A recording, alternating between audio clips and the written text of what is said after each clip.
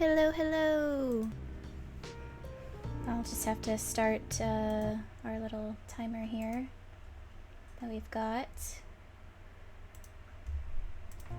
Oh, I didn't mean to hit that yet. Oh well. Well, I have now clicked the new barista. I didn't mean to do that just yet, but that's okay. But yeah, hi! Welcome. My name is Micah, and this is my chaotic corner of the internet. We're still continuing our subathon. I also have a cup of tea with me, though I think some of my cat's hair blew in there. Lovely. We're just gonna pull that out. Cat hair gets everywhere, whether you like it or not.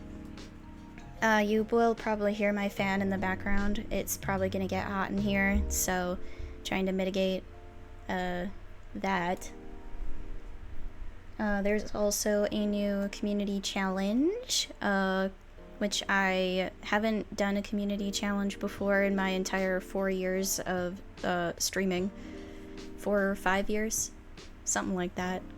But yeah, so now we have a community challenge. So if you want me to play that new Uma Musume game that's free to play, then just put your channel points towards it. There's 30 days until the challenge is up. So yeah, if you want me to play that new horse girl game, then that's where you're gonna let me know, is through donating your channel points to that. So without further ado, let's get this show on the road with coffee talk.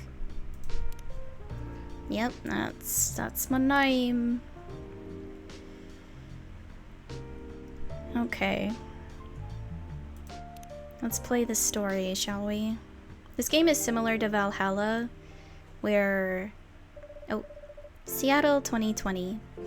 But yeah, this game is similar to Valhalla, where depending on how you serve people drinks, that will determine kind of like the endings that happen within the game, as well as certain character interactions.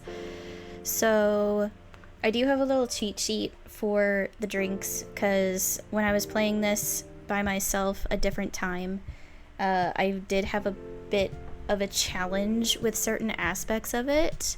So yeah, figured I would have a little cheat sheet just in case I need it. That way we can try and get an interesting kind of ending, I suppose.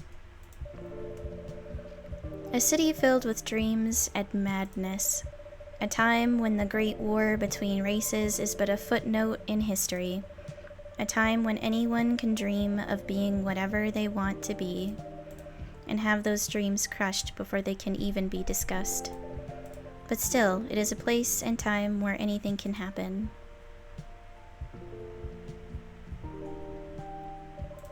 It is when the elves have left the forest to build their startups, when the dwarves have emerged from their caves to start their automotive empires, when the orcs have put down their axes and started using computers to improve their lives, and when humans live among them as driven as ever.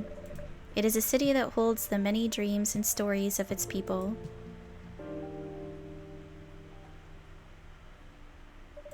Most of these stories are left untold, but some few find solace in the embrace of bricks and wood and glass.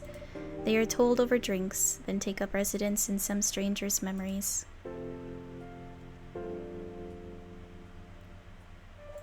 In one corner of the city stands a coffee shop, a place that is only open when the sun is sleeping, a place where people share their stories, and these are their stories. Little coffee shop named Coffee Talk. Tuesday, September 22nd, 2020.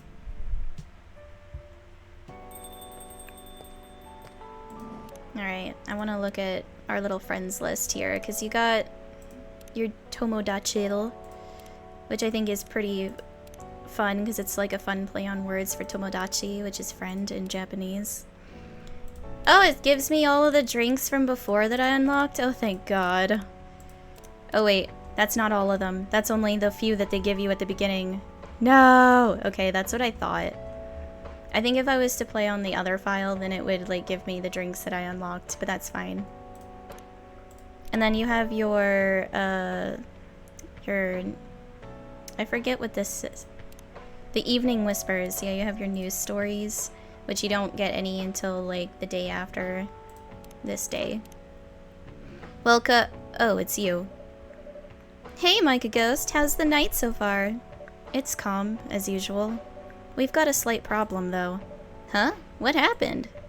My supplier made some logistical errors. I don't have half of my ingredients today.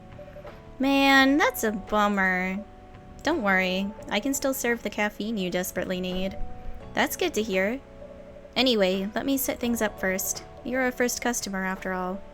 Don't worry, take your time. I'm a writer, not an editor. So I'm used to taking things slow. Heh, writer's block again. You got that right. What are you writing now? Do you remember my plan to... Ah, pardon the interruption. The machine is ready. Do you want your triple shot espresso now? Yes, please. And if you forget how to make it, just check your phone, okay? Anyway, I really need that triple shot espresso.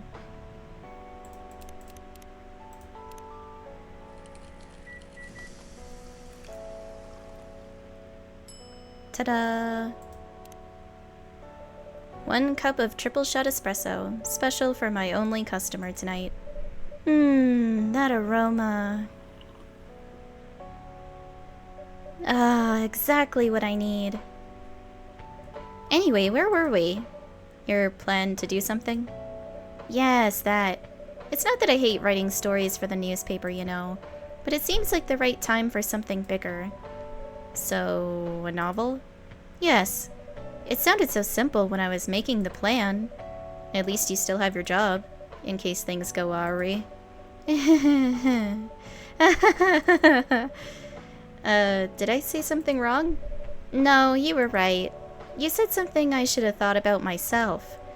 What are you talking about? You know who owns the Evening Whispers?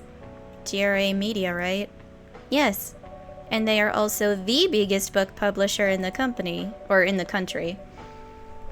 So when an opportunity presented itself, I took it. What do you mean by opportunity? Well, I bumped into one of the big guys in the elevator, so naturally I pitched my book idea.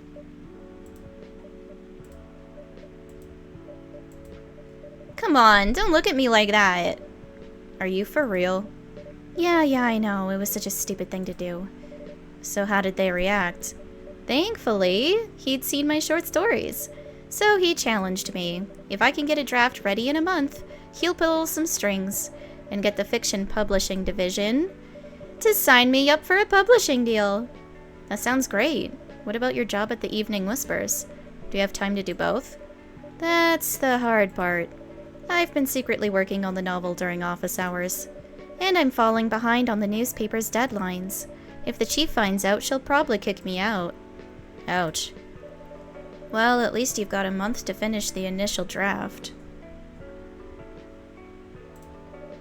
That was last week. Again, don't look at me like that. How far along are you? I assume the number of words you have written is not too far from 0? Hey, that's rude. I've written some stuff, you know. May I see it? Well, it was so bad that, well, after reading it, I decided to just delete everything immediately. So, 0? Yes. I really need to finish it in, at most, 2 weeks. Then I'll use the extra week to polish and do some editing. Sounds like a plan. If you can pull it off. I know. You don't need to be so cynical about it. That's why I'm here today. I'm hoping to find some inspiration. I wrote some of my best short stories here, you know. Really? Glad this place could be of service. Oh, it looks like someone's coming. Welcome. Hi there. Hello. Good evening.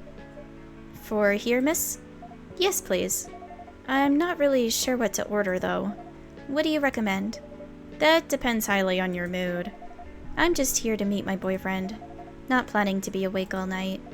So definitely no coffee. How about something chocolatey? It's perfect for this weather. That's a good idea, actually. Thank you. You're welcome. Anything with chocolate in it, please.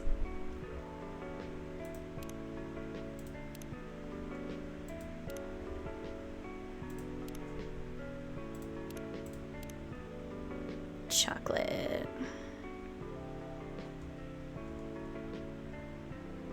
Yeah, I suppose I could do the dark chocolate. That's coffee.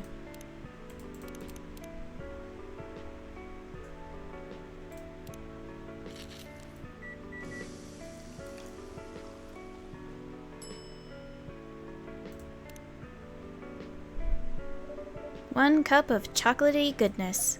Thank you. So warm. So you're waiting for your boyfriend? Yes, he should be here soon. Look at you now.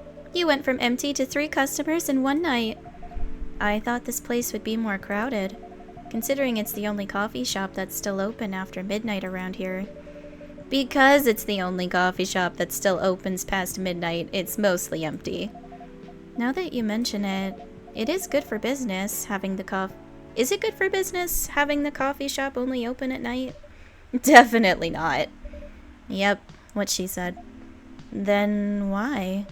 I just love doing it, and there's always someone longing for a warm drink at this hour. That's fascinating. Pardon me for asking, but how can you survive running the coffee shop like this? That's a secret. Micah Ghost here is damn rich, that's the secret. Oh, really?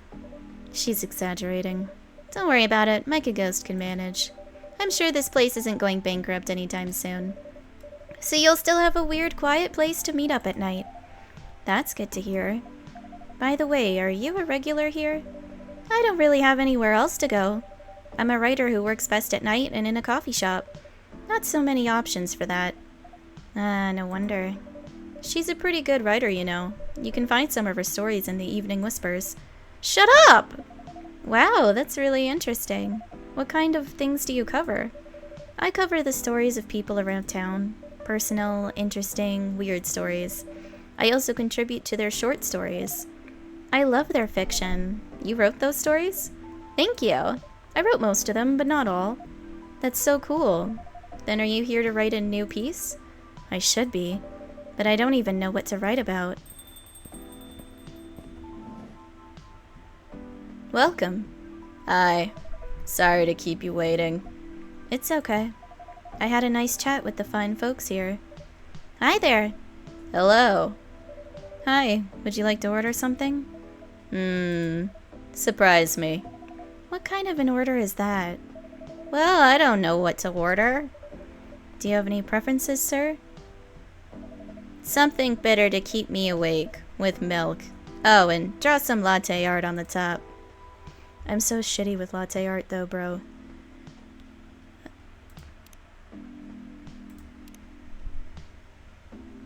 I'm really shitty with latte art, man.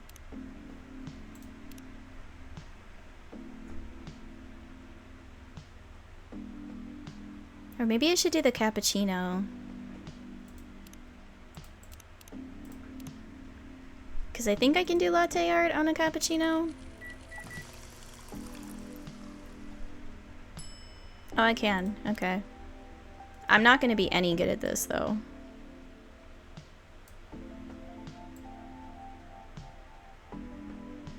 Ah, see? I'm not good at this.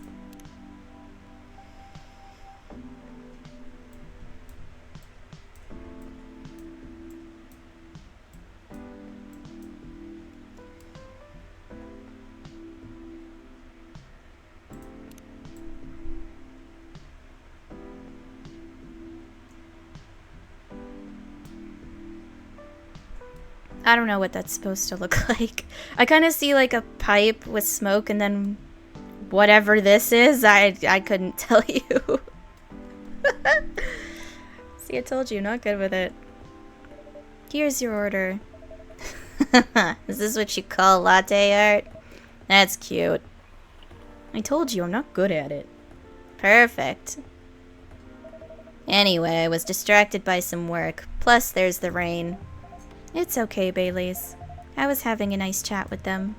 Oh yeah, I haven't properly introduced myself. I'm Bailey's. Oh my, where are my manners? I haven't introduced myself either. My name is Lua. Hi, I'm Freya. Nice to meet both of you. I'm Micah Ghost.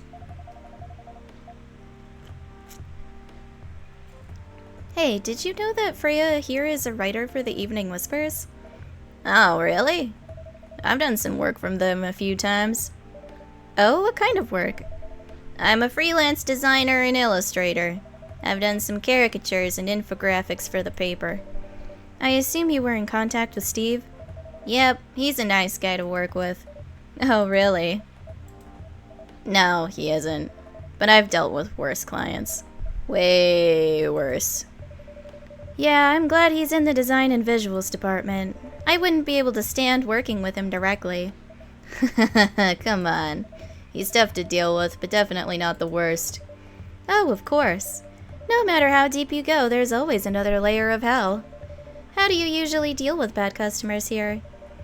The only bad customers this late at night are lost drunks or criminals. That sounds really bad. Nah, they're easy to handle. That's because you're good with your fists. Not as good as your coffee making skill, though.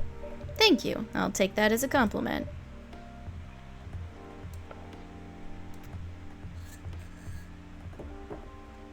You're welcome. Anyway, I really need to start writing. Whatever it is that I'm going to write. So I'll leave you two in the hands of our friendly neighborhood barista. Where are you going to write? Oh, not far. Just over at the table in the corner. Next to the windows. That's my spot. Oh, okay. Have fun. I'll try. Good luck. Thanks.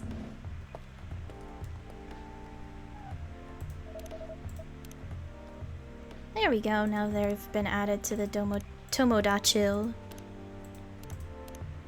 Should we move to other seats too? Nah, here is good. Okay then. So, how was your day? It was fine. Work was nothing special.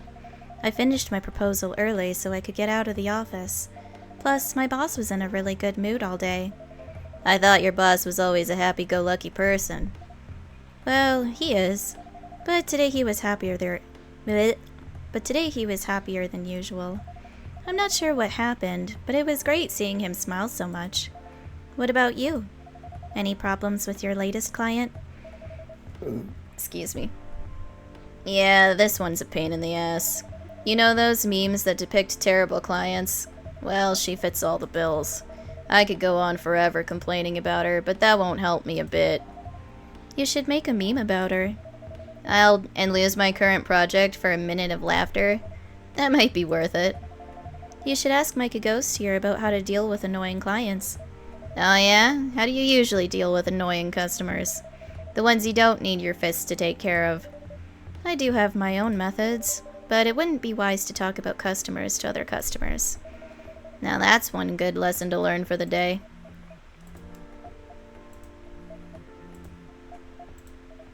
Your parents? Yes. So, you've talked to them? I did. It didn't end well? No. What did they say? A lot. They won't give us a chance at all? Anyone but an elf. That's what they said.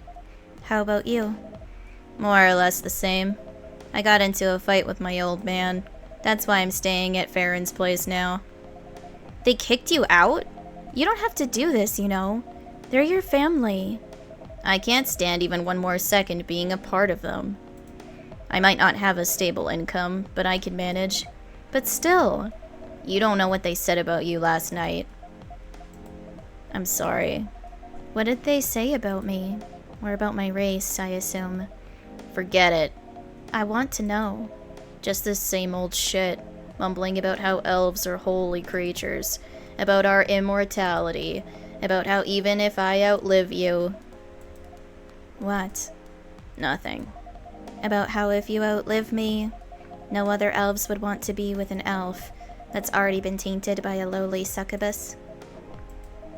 That's exactly what they said. So this is it then. The end of our relationship. It doesn't have to be. You know our families will never agree. We can just continue like this. What do you mean? They don't need to know that we're still dating. We can just continue the way we've always been, without them knowing. And then what? Do you want to be hiding our relationship for the rest of eternity? We're not like humans, you know. We can't just elope. And you won't get permission because you're too old. Lua, I don't care about their permission. I'll be glad to sever my family ties if I have to. I can't let you do that. You'll lose your immortality. If I get to spend my life with you, I don't mind. I don't mind a bit. You're making this hard for both of us. Do you feel happy when you're with me? Of course I do. Then you don't need any more reasons. You know we're perfect for each other. You don't even need to look deep down. Trust me, we can do this together. I can't think about this clearly right now. We'll talk later. Lua, wait. I'm sorry you had to listen to our problems. That's alright. This coffee shop has seen all kinds of stories. I do hope yours will have a happy ending.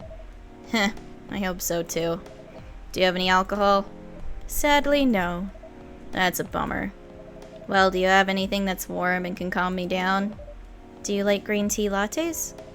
Green tea lattes? I'll take one. How do I make that again?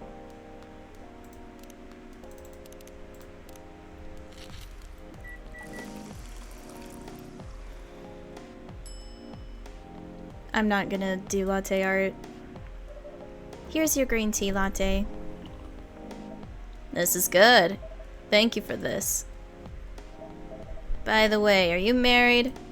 Me? No. Do you have someone you love? I love this coffee shop.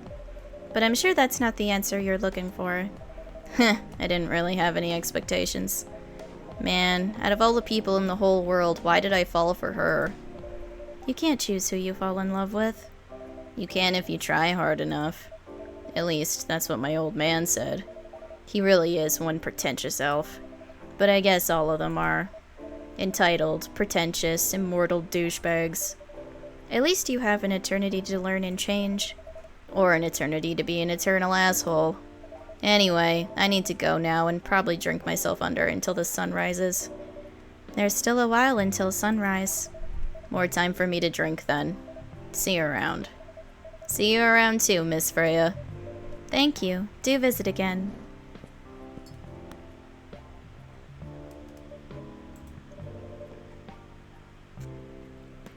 You were listening from the corner? Yes? Poor souls. I hope they find a way to be together. Me too. Anyway, I need to leave. I have to get up earlier than usual tomorrow. Okay. I think I'm gonna close the shop up after this. That's pretty early. I know. After the rest of the deliveries come in tomorrow, I'll open as usual. Okay. You have a good night then. You too.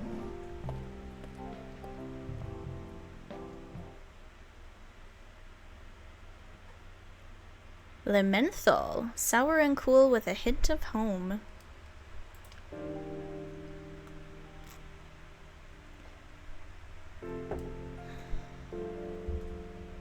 Wednesday, September 23rd, 2020.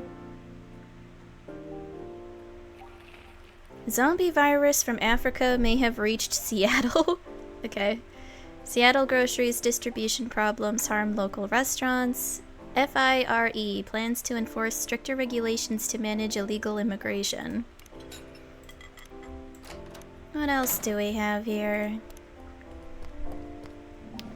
August 10th is his birthday. Freelance designer, #1 pumpkin spice fan. Freelance designer, museum and art gallery frequenter. Art school graduate. Will draw and design for food and shelter.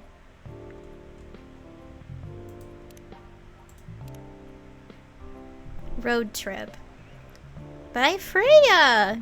And if a double-decker bus crashes into us, to die by your side is such a heavenly way to die. And if a 10-ton truck kills the both of us, to die by your side, well, the pleasure, the privilege is mine. Morrissey's voice blasted from the old speaker of the car. Everyone in the car was singing along, and by everyone, I was talking about me and her. There were only two of us in an almost empty highway. Do you consider dying by my side to be a heavenly way to die? She asked after the song finished, breaking the noisy silence of the car. That depends, I answered.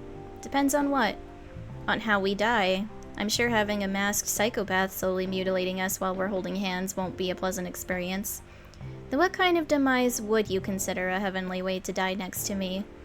That's hard. I'm pretty sure I'd prefer something that's not too painful, though. So, us dying of old age together would be your heavenly way for us to die? Hey, hold on. We just started officially dating yesterday. Don't plan too far ahead. Ow! What was that for? Meanie? I was just joking. Besides, I'd rather think about a heavenly way to live with you right now. And have you found any answers to that? Look at me and then close your eyes. Just do it. She closed her eyes. I leaned over, getting close to her face. Then for a moment that felt like 100 years, we kissed. The speedometer was pointing to 100 kilometers an hour, and the highway was almost empty. Almost. Good evening! Good gracious, what is wrong with you? Can't you just enter like a normal customer?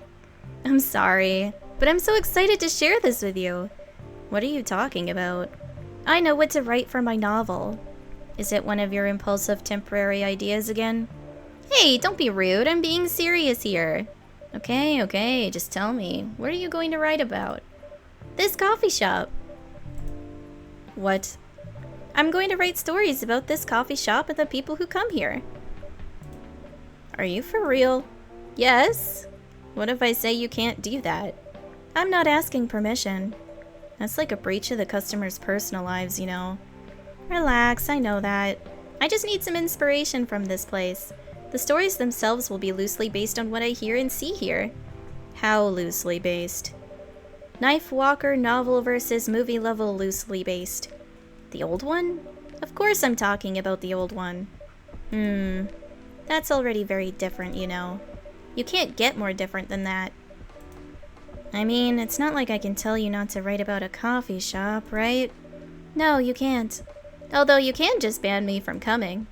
Okay, you're banned. What?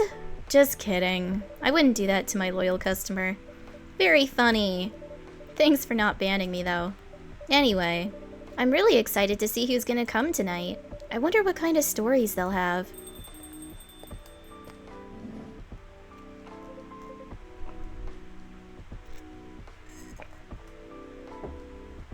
Good evening, y'all. Good evening, Officer Georgie. Hey, Pop. Seems like you're in high spirits this evening, Miss Freya. And please, Micah Ghost, no need to be that formal with me. We're both on duty here. Hence the formalities. You're as stiff as ever. Anyway, I have a shift tonight, so I'll need the usual. You have all the ingredients today?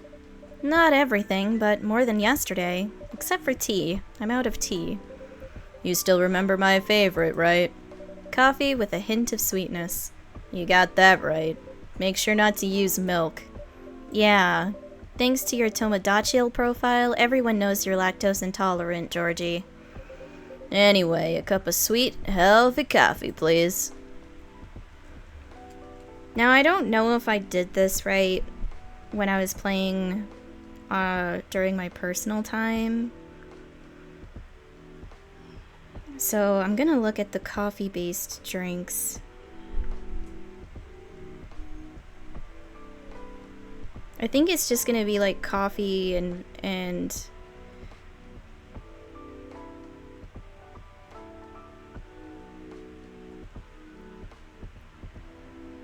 coffee and honey, probably. That'd be the only thing I can think of.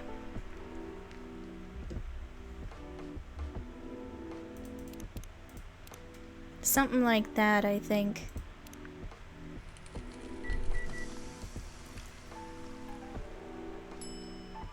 Yeah, honey coffee. I think that's the only thing that I can really do. Coffee with honey for the man on duty. Not everyone can manage this combination as well as you. Thank you. By the way, I haven't ordered anything myself. Provide me with service like you gave the old pop here, please. What are you having? You still need to ask, huh? You never know. Espresso, of course. The one and only espresso.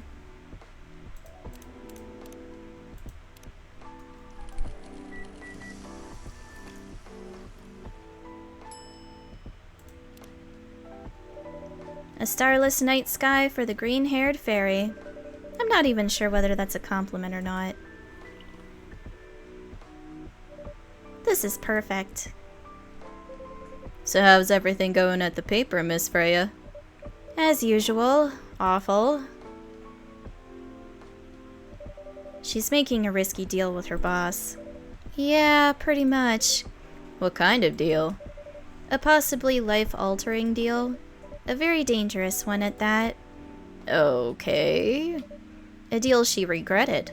Not that much. Folks, seriously. Care to share the details properly?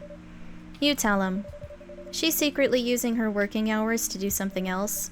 Something like writing her own novel. You got balls, I can tell you that. She does. Gee, thank you. How's the leap of faith going so far? It's not slowing down, that's for sure. And I haven't seen any safe haystacks to fall into. Good luck with that. Don't worry, she's not losing her job. At least not yet. Oh good, I did a good job with Georgie. Definitely lactose intolerant cop. And then I got a little more for Freya here.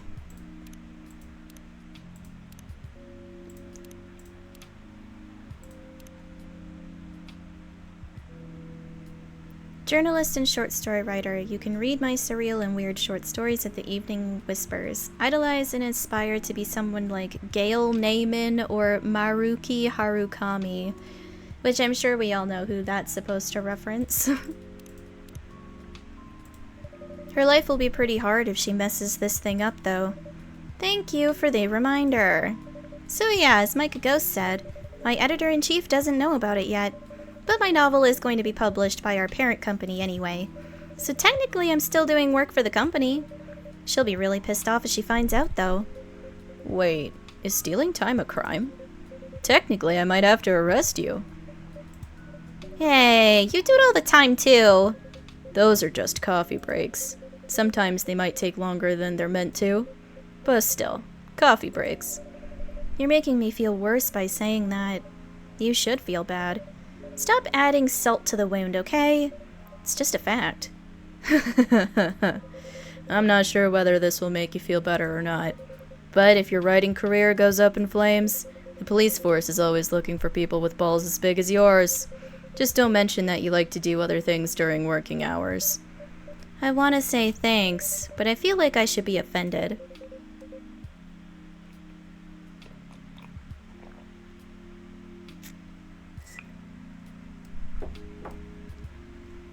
I'm sure you'll do just fine, Miss Freya.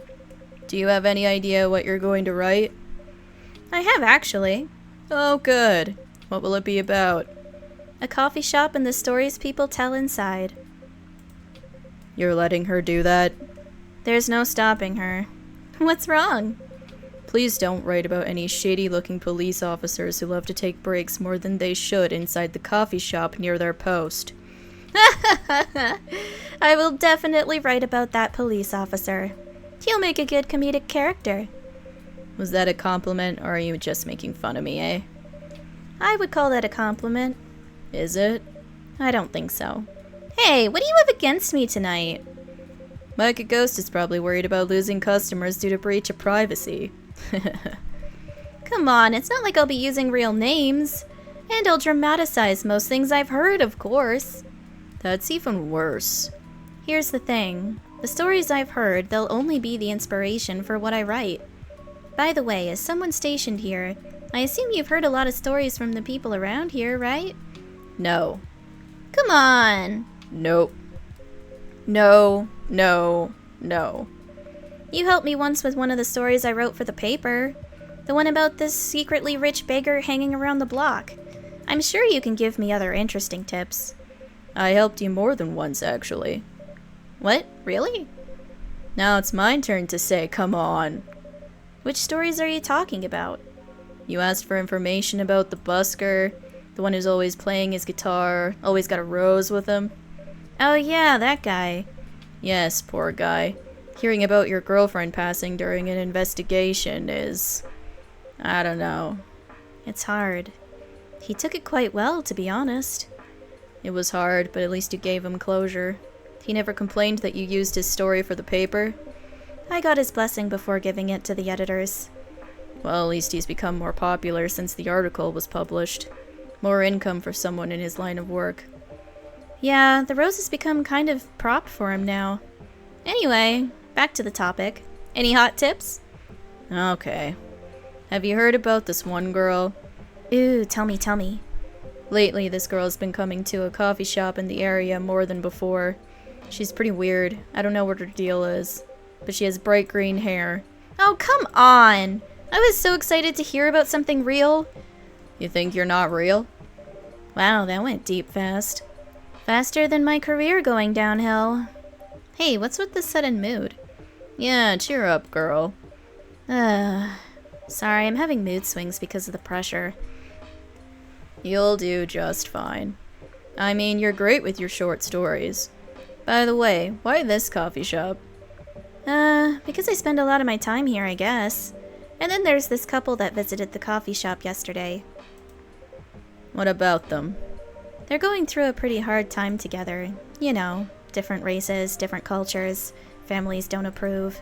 When I heard their story, I kind of felt their pain. What's happening to them happens to a lot of people. It's been told in fictional form countless times before, but it's always an interesting topic to discuss. Are they regulars here? Nope. The girl visited this place before, if I'm not mistaken. She was with her coworkers or clients, helping her friends sober up, I guess. You gave people coffee to sober up? Of course not. Some folks requested coffee, but I recommended against it. Excuse me. I usually end up giving them tea, hot chocolate, or just plain water. That's nice of you. I hope they don't get pissed about the wrong order. Yeah, that happens sometimes.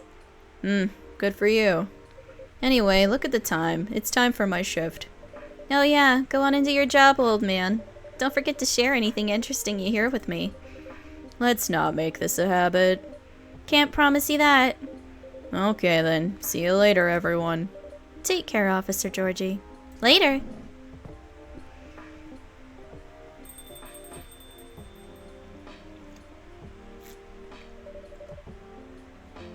I think I need to go back to my writing. No offense, but I need to concentrate like crazy. So I'll move to my usual corner. Good luck with the writing. And don't forget to keep yourself hydrated. Here, take this glass of water. Oh, you're just the best, Micah Ghost. You're welcome. Okay, off to the world of imagination I go. Go on. It's very weird to, like, say my own username in full. I usually just go by Micah or Ghost. I don't usually do the full thing. So, it's a little weird. Is what it is, though. That should do for the experiment. Ah, someone is coming. Ah, okay, this guy right here, I like him. He's, like, probably my favorite. Ah, welcome, Mr. Gala. Hi, Micah Ghost. Can we sit here? Sure thing, sir. This is the place you recommended? You don't like it? It's fine. I know it's not like the coffee shops you're used to in LA, but...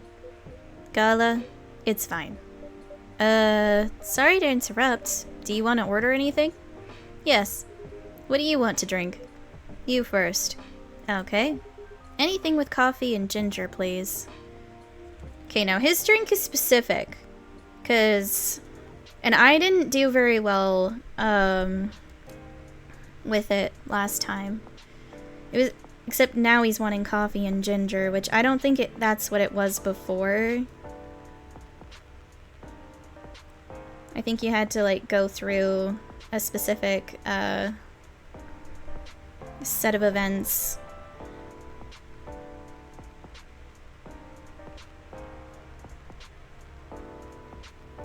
Here we go.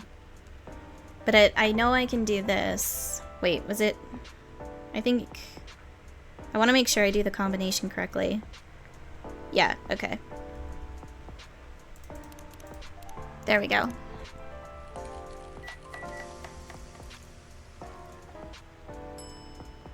I have no idea how you pronounce this. Jahe Tubruk is what I'm assuming. Or Yahe Tubruk? Something like that. Your order is ready, sir. Thank you. How about you, sir? What would you like to order? Is it good? I like it. Not sure if it'll be to your liking or not. Okay, I'll have whatever he's having.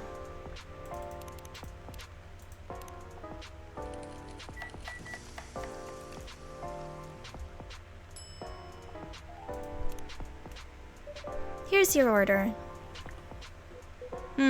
Good choice. Anyway, how's the town treating you so far? Same old. I was surprised seeing so many changes after just a few years, though. Yeah, things changed a lot in just 20 years. Even this coffee shop. I believe this was a bar back then. When did you open this coffee shop? We opened around 6 years ago, Mr. Hyde. My name is Hyde. From what I gathered, you're from LA, right? I am. I used to live here decades ago, though. What brings you back to Seattle? I'm here for work. I'll probably be here for a few weeks. He travels a lot. I see. You two have known each other a long time, I assume. You could say that. Yeah, I think we met not so long after you got married, right? It was around the 60s, I believe. Wow, that was a long time ago. Not for our kind. Wait, if I'm not mistaken, the peace treaty between werewolves and vampires was signed in 1865. So, when you guys said you met in the 60s, were you talking about the 1860s?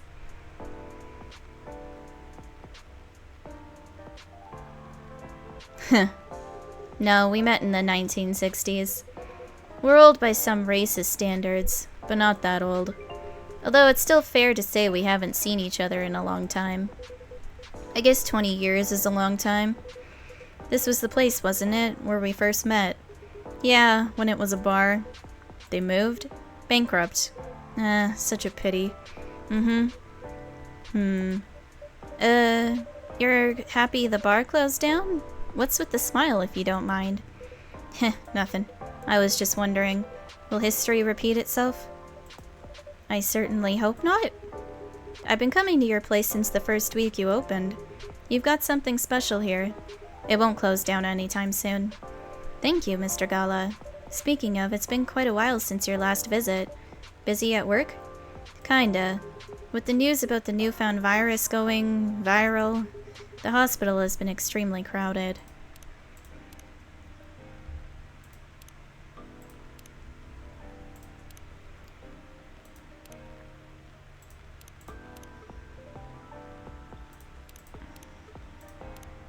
Ginger presides over the ground coffee at the bottom of the cup, originally from Indonesia.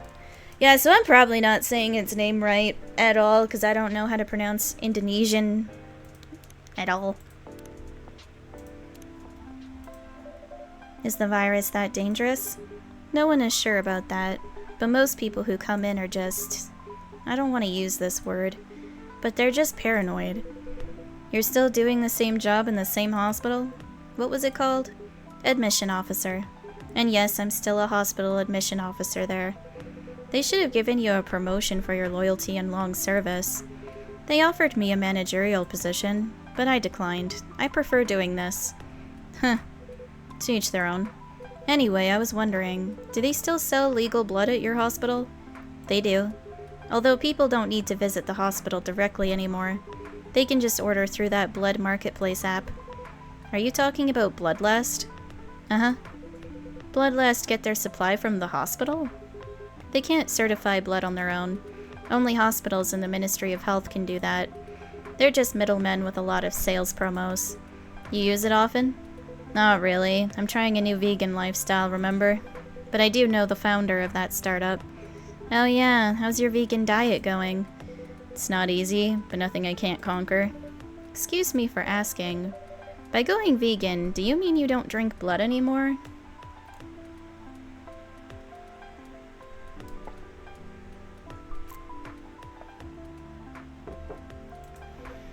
Not real blood. Synthetic blood. Synthetic blood? It'd be too complicated to explain, but basically some scientists are working to make some kind of blood that can satisfy my kind, without relying on real blood, considering real blood has some cultural and health concerns. Does it taste the same? More or less, yeah. Isn't it expensive? It is. I can afford it though. But again, they're still working on it, trying to make it more affordable for everyone. Would synthetic blood taste good if mixed with other ingredients? Why? You want to start selling blood-based drinks? It might attract new customers. And turn off others. Fair point. Honestly, I don't know if mixing it would taste good. Most vampires prefer drinking raw blood, although some do try experimenting with other things. Other things? Mostly booze. But I know some mix it with not-so-legal substances. Heh. You know a lot. I work in a hospital, remember? Hey, talking about my vegan lifestyle reminded me to ask you something. About what? Your monthly fury. Found a less painful method to restrain yourself? Not yet. But I do know that it's a drink. What kind of drink? A certain combination of ginger and caffeine. Is that why you ordered coffee with ginger? Yes, I'm exploring the possibilities. But this drink wasn't the one. I guess there's too much caffeine in coffee for it to be the remedy. Why don't you use the Fury sedative available on the market? I don't trust them. Besides, that sedative is too general. Each of us has our own remedy that we need to find, and sometimes the effectiveness can change as we grow older. How effective will this drink be? Enough to calm me down. And that's all I need, to be honest. Excuse me. At least your calming method is only a drink. I heard some werewolves need to do kinky stuff to soothe themselves during their fury. What kind of kinky? Like BDSM? That only happens in porn. Wait, what? It's famous among our kind. You don't have to feel ashamed if you like watching that kind of thing, you know. Jeez. Yep, there's a reason my channel's an 18+ channel, and it's because the story-based games like these always throw something at you that you don't expect. Hey, a friend told me about it. Well, he was pulling your leg. Damn. I mean, having sex as a calming method is pretty common, but normally we stick to vanilla stuff. Come to think of it, it would be pretty brutal doing bondage stuff during the fury. Exactly. So continuing with your story, how far along are you in finding the ingredients for the remedy? So far, all I know is it involves ginger, and probably something lightly caffeinated. Like tea, maybe. You better write that down. You won't want him wreaking havoc in the coffee shop. We don't have any tea today, but the next time you're visiting, maybe I can try brewing the remedy for you. That would mean a lot. Excuse me for a moment. I'm sorry, I have to go now. There's an emergency at the hospital. I think I'll go back now as well. We can share a cab. Alright. Thank you for the drink. I'll probably visit this coffee shop again before I go back, so I'll see you around. Thank you for coming. Take care on your way home.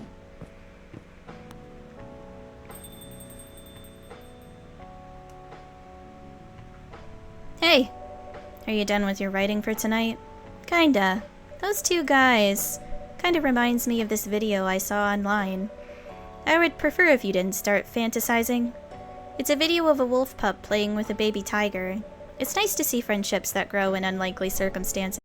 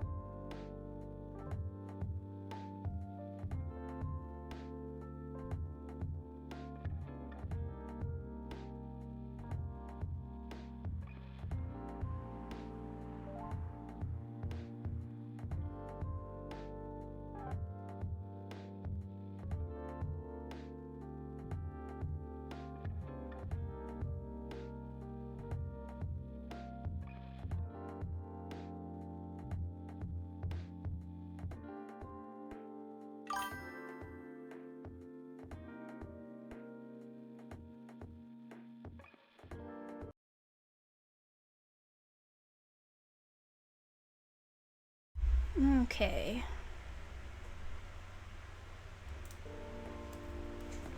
Get comfortable here. Despite losing a member, Super Smile's latest album sold 1 million copies. Vlogging is now part of curriculum at some private high schools. Now that's just weird. I hope that never actually becomes a thing. Stop workplace racial profiling. The Orcish Workers Union demands. Let's look at the newspaper. Death drives. Freya Fatima. Death drives, but sometimes he commutes. When that happens, you know for sure because his presence is clear all over the news. But still, mostly, Death drives. I realized this fact after returning from a long trip to Tokyo I took recently. As usual, I drive to work every day thanks to the unreliable public transportation here. And I noticed that every day my life is always on the line. No, not on the line as in we will eventually die and we won't know when. On the line as in we are all at war with everyone else. We are in a war between pedestrians, cyclists, motorcycles, cars, and everything else on the road. And during all of that, death is either driving or sitting in the car seat next to us. Ever since realizing this, I started to drive more carefully. I drive as if my parents are sitting next to me and telling me to drive slower because I know Death does not like reckless driving, and he's not as forgiving as my parents. Fair enough. We all should be more careful when we drive anyway. Welcome. Yo. Cup of honey milk, please. Right away. Honey milk? Is there like a special way that I need to make this?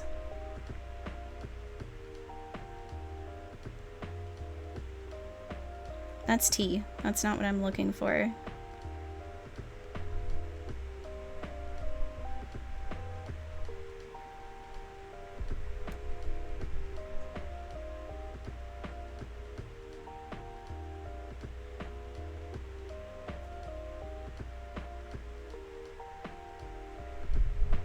I don't think there's really a specific way I need to make it.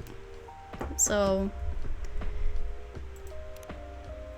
cup of honey milk, so I guess we'll go with it.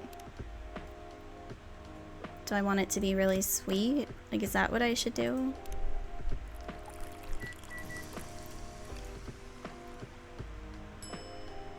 There we go, honey milk. Your honey milk is ready. Thank you.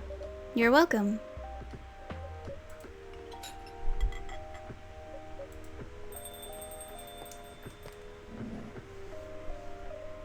Hey, Micah Ghost. Seems like there's a cat. Oh my god, she got in with me. Relax, it's okay. Hey, kitty cat. What are you looking for? Want some milk? Hi, barista. Yes, I'd love some milk. Holy! You look like you've just seen a ghost. No, I mean... I'm sorry. I didn't mean to be rude. It's been a while since the last time I saw a Nekomimi transforming. We rarely do that in public. I guess you don't have that many Nekomimi friends. I won't say I have.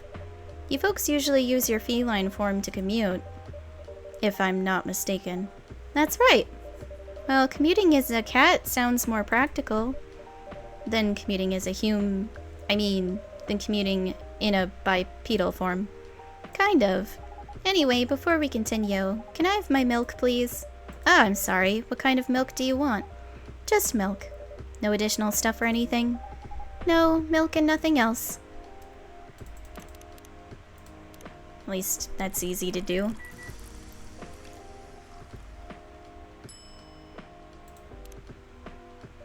Fresh milk for the lady with the pretty smile. Thank you. Are you hitting on an underage girl? I was just giving her a compliment. Thank you for the compliment. It's really good. You're welcome. What's a young girl like you doing alone this late? I'm not a young girl. I'm a grown-up who can take care of herself. You don't look like a grown-up. What? I'm 18. Yeah, that's exactly what I'd call too young. Well, I'm not an old lady like you for sure. Besides, I've been earning a living since I was 13 years old. So I'm definitely not a kid anymore. How? I'm sure you know. I don't. Oh my, are you? Just say it. If this is something illegal, or if you are in danger, blink twice. Really? With a cute face like mine? Exactly! Seriously, you've never seen me on TV or social media? I don't want to sound like a snob, but I don't watch mainstream media. Pfft, snob. Part of the broke but woke movement, I see. You must be the broke part. I don't see you ordering any drinks. Ugh. Pulling out my footstool here. What, too broke for a cup of coffee? She's not that great for business, no. Oh, really? Sometimes I wonder, could this coffee shop survive without me? What are you waiting for, Grandma? Make your order. Is this some kind of maid cafe experiment or something? So what do you want to order? The usual.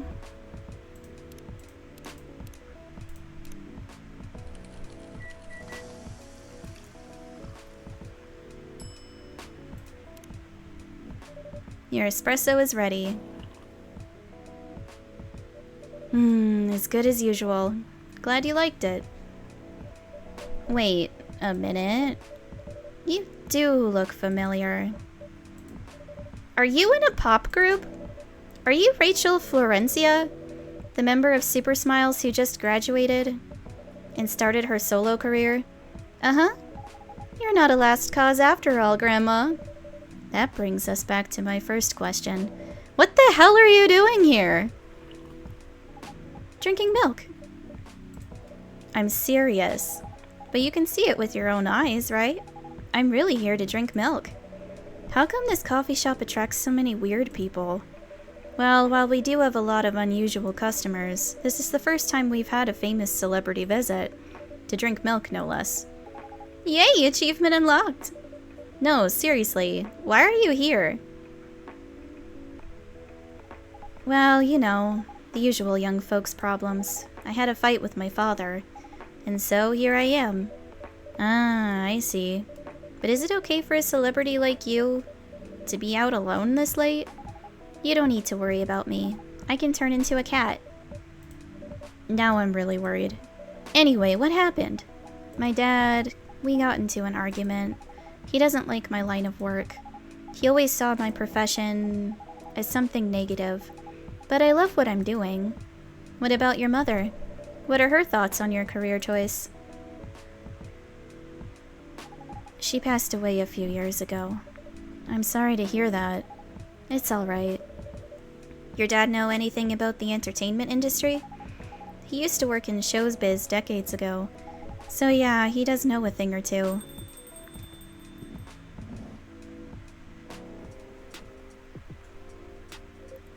Good evening, Micah Ghost. Good evening, girls I've never met before. I just saw you yesterday. Just kidding, Freya. Anyway, Micah Ghost. Yes, officer? I need something for my sore throat. Can you get a brother a cup of green tea with lemon and honey? Okay, last time I did this, it worked, and I didn't even, like, try.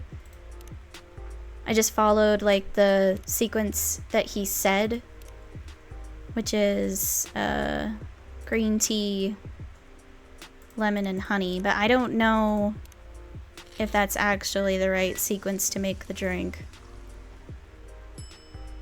Okay, it is.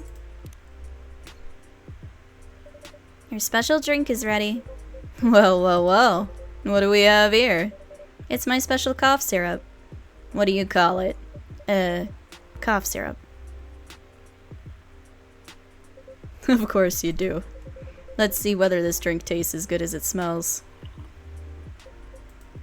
Damn, this is great. How's your day going? Anything out of the ordinary on your patrol? Yeah! Anything interesting today? Actually, I witnessed something scary on my shift today. Tell me, tell me. You sure you want to hear it? Yes? The scary thing I witnessed was my salary. Seriously? Yeah, today is payday, and I checked the ATM during my shift. Such a horrible sight. Other than that and the labor union protest, everything is fine though. How can you say it's fine? We got a young celebrity lurking around by herself. Ain't that strong proof that this area is safe? Hey.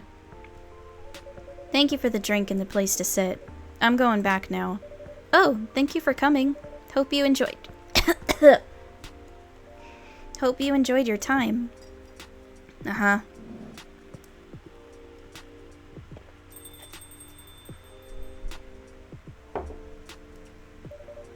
Who the hell was that? She just sat there and read. I'm sure that's pretty normal in a coffee shop. I mean, you always do that here when you're writing. I guess you're right.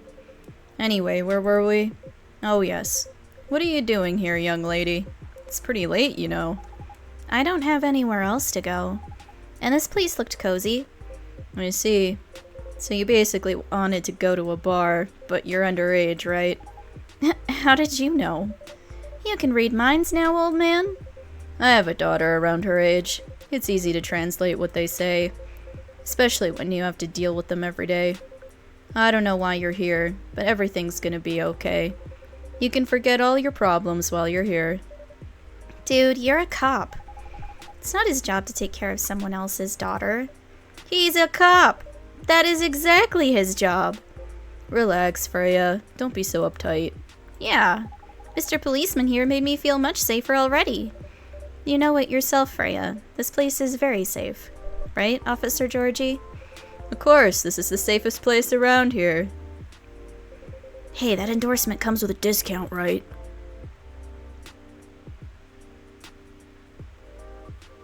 What? Don't look at me like that. You're a cop, old man. Act like one. I deal with crimes and public safety. How should I know how to handle someone else's daughter? You should know. You were a father yourself. Oh, right. Guys, you know I can hear you, right? Really? See, Freya, she has good hearing. That should help her protect herself. Anyway, Miss Rachel, what brings you here?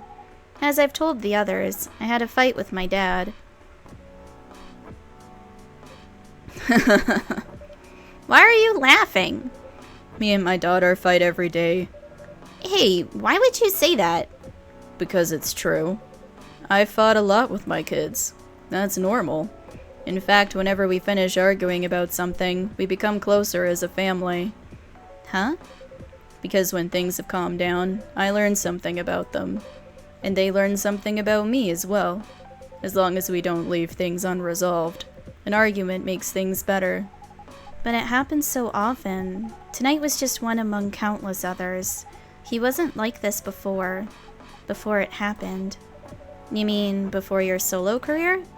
No, before Mom passed away. What happens after each fight? Nothing. We just don't talk about it until another fight starts. Unresolved problems are dangerous. It ain't easy. But you gotta understand each other better. As much as I hate to admit it, conflict is always the best way to know someone. Even your own blood. But it was never this bad when Mom was around. She's the only one who understood me. And she also understood your father. Maybe he and your mom also had arguments, but your mom acted as a mediator between the two of you. That's possible. Now that Mom's gone, I don't have anyone to act as my guardian. And your dad, he lost his best negotiator. Wait a second. You said this has happened a lot, but why did you run this time? My daughter never ran away. Wait, maybe it's because I'm the one who always ran away, using my job as an excuse. I can confirm that. Yeah, I run here a lot. But yeah, I hate to tell you again. You both gotta resolve your issues. Unresolved problems are dangerous. In any relationship.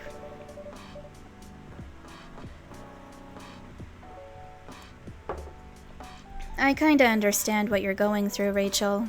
I also ran away when I was younger. Are you on good terms with your parents now? I am.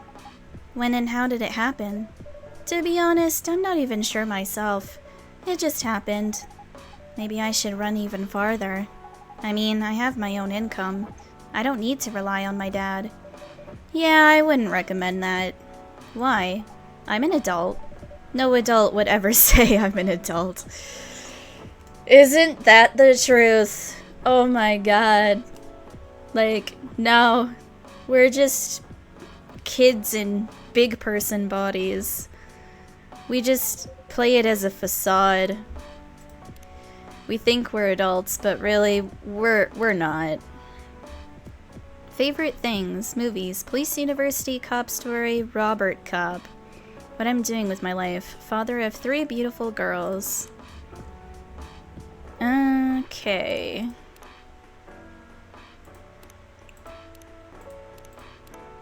Just give yourself time to think, Miss Rachel, and try to understand your father's perspective. I'm sure both of you will be able to solve this. Like adults. You don't need to rush to a decision. I'm not sure about that. Just take your time. But now I would recommend you just go home. It's really late. I need to go home as well. I can give you a ride, but you don't need to talk to your father right away.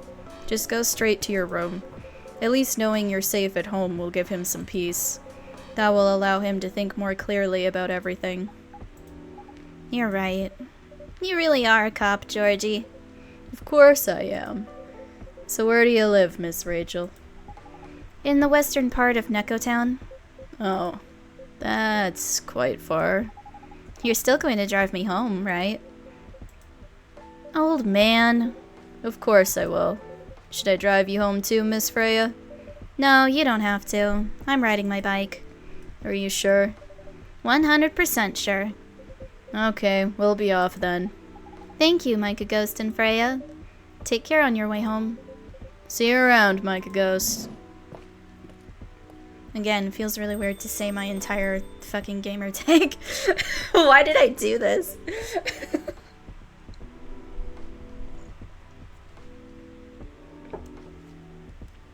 And there they went. Yes, you can stay longer if you want. Nah, it's fine. I also have to call it a day. How's the writing, by the way? It's getting there. That's nice to hear. I'm juggling a lot of work, though. Barely made my deadlines. I don't know if I can keep this up. Why don't you just come clean? Tell your boss about the publishing offer. Who knows, maybe she'll understand. Yeah, right. Great job, Freya. Here, take some money. Go take a vacation and finish your novel. In your dreams. I'm not exactly employee of the month. You never know. You never know. I might end up on the chopping block. Oh, the pressure. I'm sure about one thing, though. This coffee shop has a lot of stories to tell. So yeah, I'll probably be back tomorrow. The door is always open for you. I bet it is. Okay then, take care. Be careful on your way home.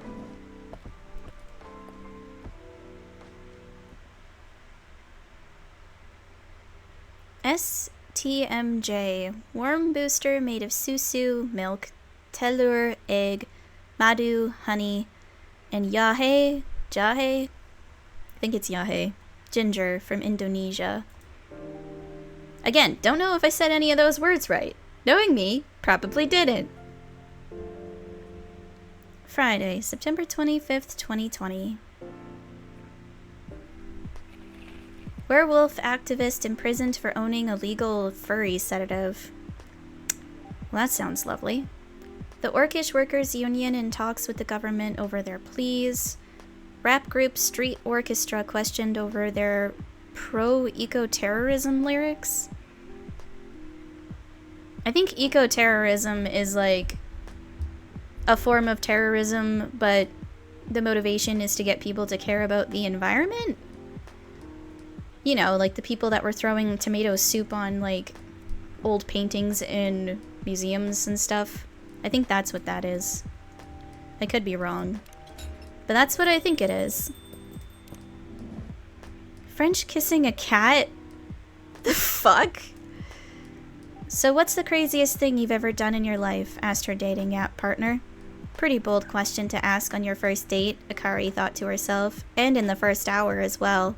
Are you sure you want to know the answer? She asked back. Definitely. I think it's the best icebreaker question, and it's also a good indicator. Indicator of what? For how compatible we are, and... Well, you know, I don't mean to offend you, but just in case your answer is I cut someone into 12 parts, or I strangled my Tinder date till he died, it's an indicator that I will immediately run away. Fair enough. Akari's interest in this guy increased. Maybe, just maybe, he could handle her story. So, do you want me to go first, he asked? I'll go first, although it's more like a crazy hobby of mine, not something I did just once, so I could tell the story for the rest of my life. Color me interested. So, I love to kiss cats. That doesn't sound too crazy. I'm talking about lips-to-lips kissing, especially French. I love French kissing a cat. That just sounds really weird, especially because like they have really rough tongues. Like, why? That sounds awful. Yeah, okay, I read that.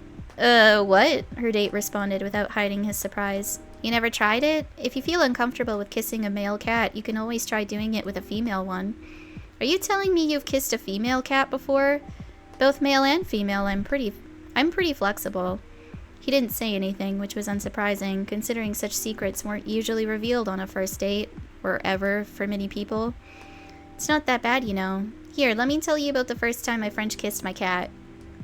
I was around 14, an age where most people feel curious about many, many things, especially sexual stuff. This sounds like bestiality! And, like, it would probably be fine if it was a Nekomimi, but if it's just, like, your pet cat, then no. No. No. Dear God. Okay. But I had no boyfriend, so I couldn't just ask someone to help me practice kissing. But I did have my biggest love at that time. No! Stop! I hate it. I hate it. Her name was Oren, and she was a beautiful orange cat with a gorgeous pair of shiny orange eyes. Oh, God. Her date still hadn't responded, so Akari continued. Seeing her beautiful eyes, I got an idea. I decided to borrow my mother's red lipstick and paint my lips red. It was a mess, but I was pretty satisfied with the results. No. No! I picked her up as usual, and without her knowing, I quickly put my lips on hers. Of course, she clawed her way out of my grip, but just in that quick moment, I felt something weird. It's the same feeling you have when you ride the merry-go-round the first time. No, roller coaster would be a better comparison. After that, I started honing my skills, and now even stray cats don't mind kissing them. Okay. Nope. Nope. To her surprise, Akari noticed that her date hadn't left her alone in the cafe, unlike previous dates she told her story to. Are you crazy? The man asked her with his eyebrows halfway to his hairline. Well, you did ask about the craziest thing I've ever done. Why? You're not interested in kissing a cat even after listening to my story? God, no. I'm a dog person, for God's sake. You know, I could have gone my entire life without reading that. I really could have. Good evening, Mr. Hyde. Evening. Are you by yourself tonight, sir? Gala is coming. After his shift. It's pretty empty here. You're our first customer tonight. Is there something wrong? Nothing. It's just a bit strange that you say our, when obviously there's only you here. Oh, I guess that's just me, but when I'm working, I always put myself as the barista and the coffee shop. I see. Anyway, I need to order something. What do you want to drink tonight? Do you have any blood? Sorry, sir, but we don't. Come on, did you think I was serious? Oh. Nah, give me ginger green tea. Make sure it's very warm and bitter. Okay. I'm Googling this, because I don't think I did it right when I tried it in my personal time.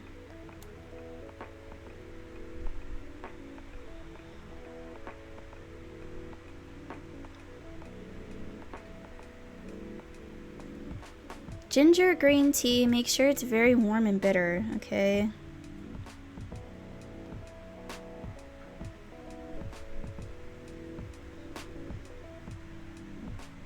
But that's not, okay.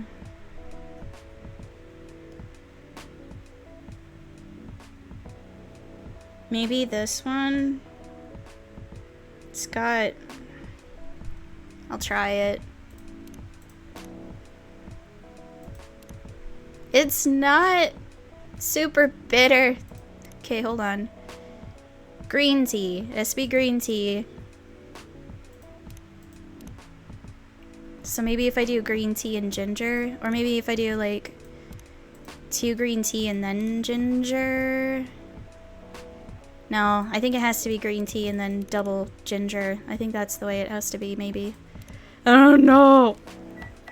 It makes me nervous. I want to make sure it's right, but at the same time, like... Your drink is ready. Let's see. Good. Glad you liked it. Oh, thank goodness. By the way, if you don't mind my asking, ask away. You said you're here for work? Yes, for a couple of weeks. You're not in the medical industry like Mr. Gala, are you? Hell no. I could never imagine myself doing something so... what's the word? Something as honorable as that. Then, are you dealing with something I shouldn't ask about? I'm not a criminal, in case that's what you had in mind. I mean, it's not an evil job per se, but definitely not as honorable as working in a hospital. Then what is it? Guess. You travel a lot? More or less. You befriended a startup founder, so I assume you either have your own startup, or you work in some kind of investment agency. I used to, but not anymore. That startup founder, he's just a friend. Then, what do you do? I've had many career paths in my life. They got boring after a while.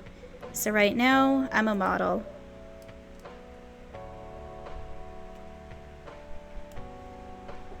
I didn't expect that.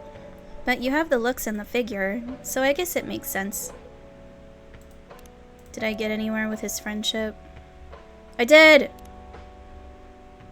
Old enough, yet still seeking the truth and purpose of life. You want to know a secret? Sure. Those ads for anti-aging skincare products. No way! Vampire models. We are naturally good looking, skin paler than an elf's, but we don't have those annoying pointy ears, which makes us basically a bunch of good looking living mannequins. How better to advertise anti-aging products than with people who naturally don't age? Isn't that false advertising? Heh. Don't be naive. Truth is a matter of circumstance and perspective. Advertising is just framing the truth. I never thought of it that way. How long have you been modeling? Oh, not long. Not much more than 30 years. Wow. Good evening! Can you please be a little quieter? There's another customer here. Act like a civilized person, if you can. Oh, come on. I'm just trying to make this place a little livelier. You don't mind, right, sir? No, I don't mind. I'm pretty sure I saw you the last time I was here. You bet. You could say I'm a regular here. Hence the attitude. Hey! You look very happy. Any special occasion? Nah, nothing. This is my default state. She only has 2 states. Either extreme excitement or super stressed. Stop putting me in a bad light. Anyway, what were you talking about? We were talking about Mr. Hyde's profession. And what is your profession, dear sir? I'm a model. And he's been doing it for 30 years. Holy shit, 30 years of modeling? That's a long time. Not for me. My current liaison in the clothing brand I work with is the daughter of the guy I worked with when I started modeling. Usually I work until it's the grandchild. That's really cool. I'm Freya, by the way. Nice to meet you, Freya. How's the writing so far? It's okay, but I'm stuck and in need of a warm drink. So, brew me something, please. Coffee? Nah, I need to take it slow tonight. Make me something warm and sweet without coffee. God damn it. What can I make that's warm and sweet without coffee? Those are the teas. I think coffee's up here. Yeah, coffee's up here. So then, what about green tea? Warm and sweet without coffee.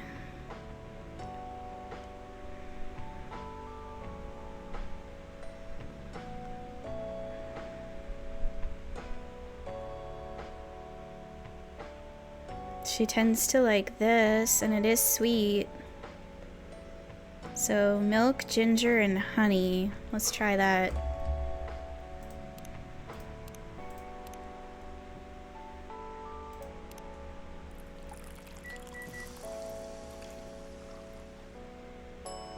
New drink. A warm, sweet drink ready. Nice! A perfect drink to end a day. Glad you liked it. So you're a writer? Yeah, I work for the Evening Whispers, but I'm also working on my own novel right now. Sounds interesting. What kind of novel are you writing? It's complicated. You should wait until she finishes it. There, got full friendship points. Whew!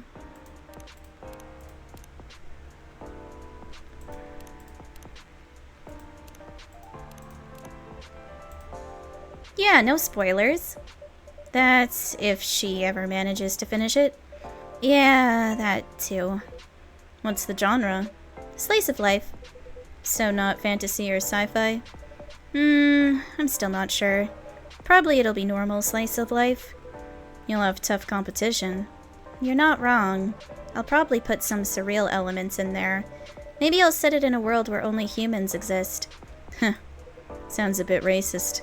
That's the twist. This isn't about racial supremacy. I imagine, even in a world where only one race exists, problems will still appear anyway. Discrimination and racism will still happen. How can they be racist without other races? Differences in language, nationality, ideology, or even skin color. When everything's the same, the smallest differences will stand out. Perhaps it's diversity that can teach us to look past the differences. The bottom line is, we'll always find a way to hate others. I assure you of that. That doesn't really sound all that funny. Hey, it's fantasy. That's what fiction's for anyway. Painting the what-ifs. That's actually pretty interesting. I'll buy your book when it comes out. And I'll fly back here to have it signed. Aw, thank you.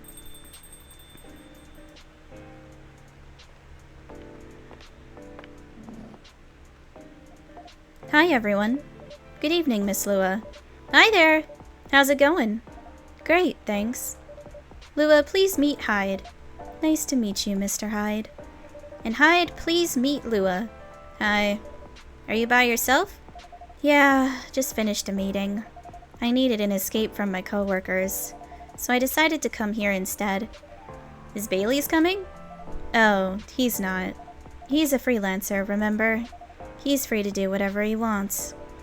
Is everything okay? To be honest, we haven't talked much since the other day. Oh. We shall fix that with a warm drink then. Good idea, thanks. I'm in the mood for a green tea latte. Green tea latte? Is there a problem? No, it's nothing. Sorry. Then a cup of green tea latte, please. Have I ever made that? Is that even something I know how to make? It is something I know how to make. Okay.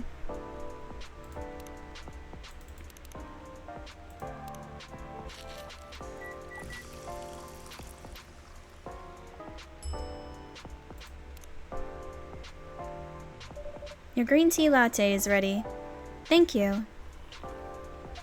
I don't know why, but I was suddenly longing for a green tea latte. Like this drink feels really heartwarming. Call me pretentious, but I think drinks have the power to connect people's hearts. That's surprisingly deep for a cup of tea. By the way, about Bailey's, has he visited this place again? After our last meeting? Not that I know of. He hasn't. Oh, I should apologize for the commotion we caused. Please don't worry about that. Who is this Bailey's person you keep mentioning? Bailey's is... or was, I don't know. My boyfriend. We had a little fight a few days ago. About what? Hey, is it okay for him to just ask her like that? You tell me. Dude, I'm just a customer. You're the owner of this place.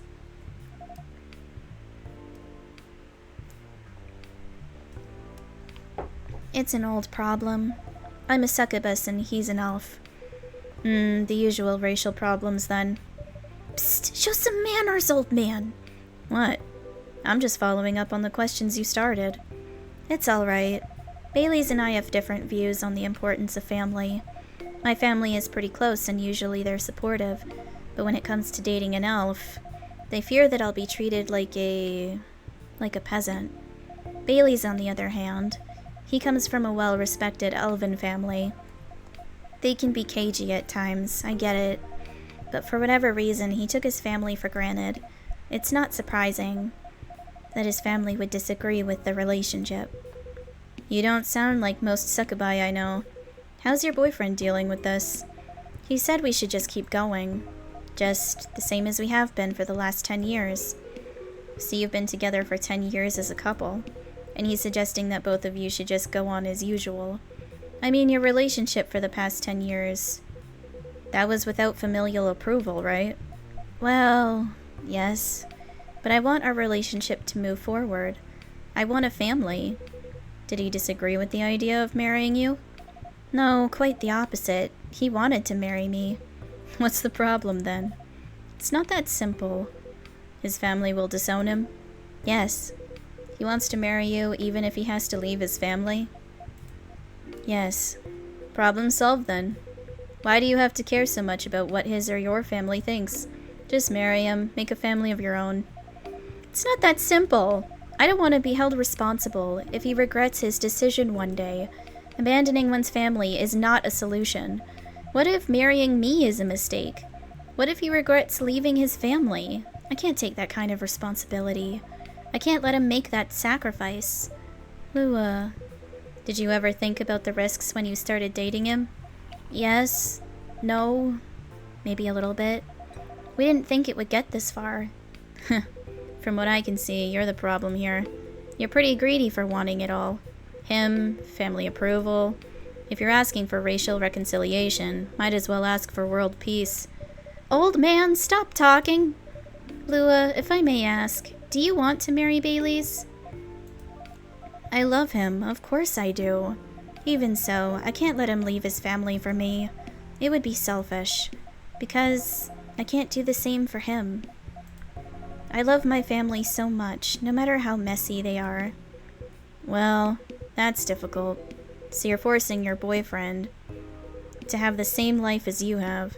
That blood is thicker than water mentality won't work here. Not every family is worth fighting for, you know. Some are. Not his. Have you ever met Bailey's family? No. They always rejected the idea. Did he try to introduce you to them? He did. You can't have it all, lady. This is not a fairy tale. This is not a story where some fairy godmother will suddenly appear and grant your wishes. This is how things go in real life. You have to take chances and make sacrifices, and you choose which one is the best for you. Pretty simple.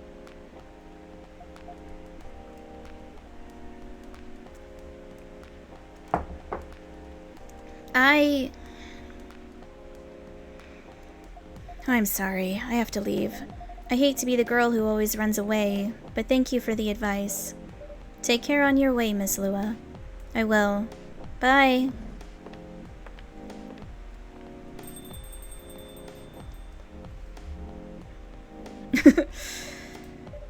You were super harsh, old man.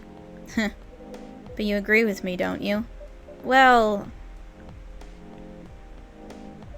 you didn't have to say it so harshly, you know.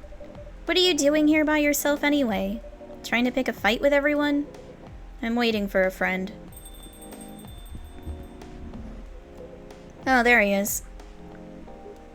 Good evening, everyone. Hey, Gala. How are you doing, Freya? I'm fine, but your friend here is one hell of a troublemaker.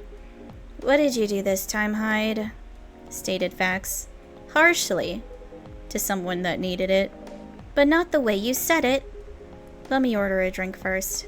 Then you folks tell me about what happened. What are you having this evening, sir? Do you remember my Fury remedy? I mentioned it a couple of days ago. The one with ginger and caffeine? Yes. Can you help me try to figure out what it is? Sure. Should I try mixing the ginger with tea? Yes. Tea, ginger, and I'm still not sure what the last one might be. Okay, I'll try experimenting with it. You'll know when you get it right. And he's right. You will know when you get it right. The problem is that I couldn't fucking figure it out until I looked it up. So we're just gonna go with the thing that I looked up.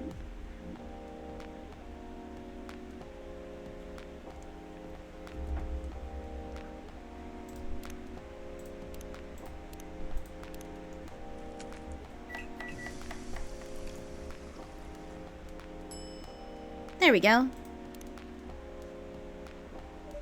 Let's try this one. Thank you, Micah Ghost.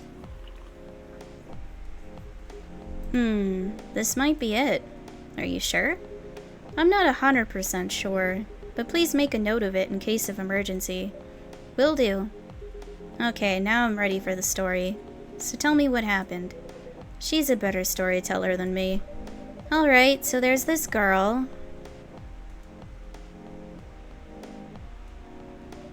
And that's about it. Hyde. Oh, Hyde. You never change, do you? Oh, both of you are going to judge me for being honest now? Dude, honesty is good and all, but, you know, try not to be a dick. Listen to her, Hyde. She's got a good point. Ugh, not you two. I was a bit surprised, though. Usually you don't bother with this kind of thing. I've seen you actively avoid it. You do know me.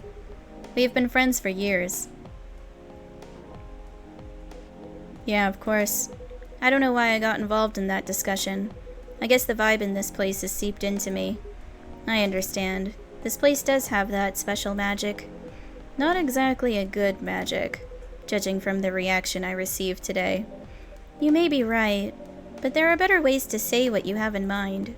Anyway, I've got to go. So soon? It's past midnight. I need to get some sleep. Take care on your way, Freya. Sleep tight. See you guys.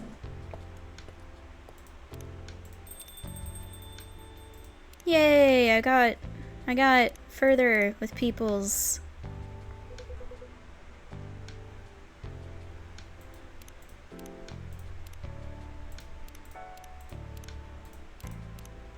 Why are you staring at me like that? Nothing. What did you want to talk about when you told me to meet you here? I was just bored. And that's the surest way to make you come out. Seriously. I thought the story from Freya was enough to fill your daily dose of interaction. Well, it was. Something, indeed. You said something about being my friend for years. Yes, why? Do you ever wonder what we'd be like if we hadn't met? What do you mean? Forget it. It's late anyway. I need to get back. Huh?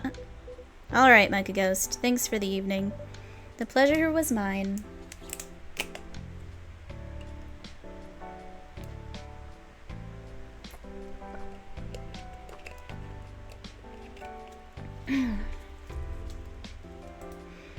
Bye.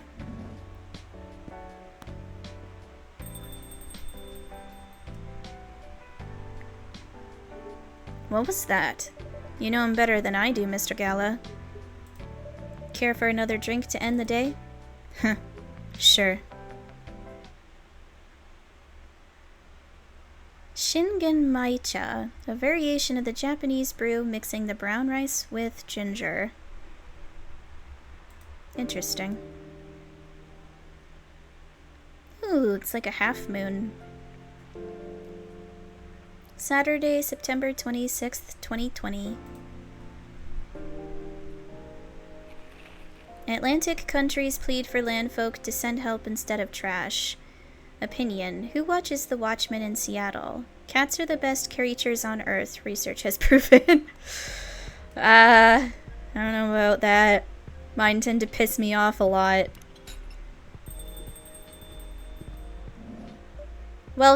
Oh. Welcome. Hello there. Good evening. Good evening, sir? Ah, the usual Earthling linguistic problem. We will never get used to it. Is it okay if I call you sir? Definitely. You can call us whatever you like. We do not mind a bit. Do you want to order anything, sir? Oh yes, we have to communicate our order. Please pardon us. What do you recommend? We will not be able to taste the difference anyway. What do you mean? It is alright. Forget it. What is the most expensive drink here? Everything's the same price in this coffee shop. Really? That is interesting. Unlike other places we have visited so far. Have you decided on what to order then? Okay, we would like to order anything. Anything? Anything. He is a fucking anomaly. Like, I never got full friendship with him, so this is, like, one of the main reasons why I have this, guide pulled up. Because I want to understand how to properly be friends with him. So I'm gonna try the coffee lemon.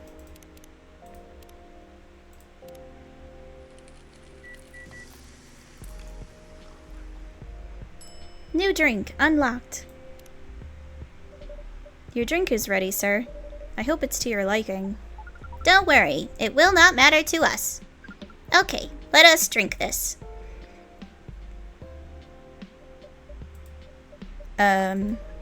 Yes? Nothing. Okay. Excuse me, sir. Yes? Why did you put your finger in the drink? That's a very strange question. We are drinking it, of course. Drinking it? Yes, drinking it. Oh yes, of course. We almost forgot.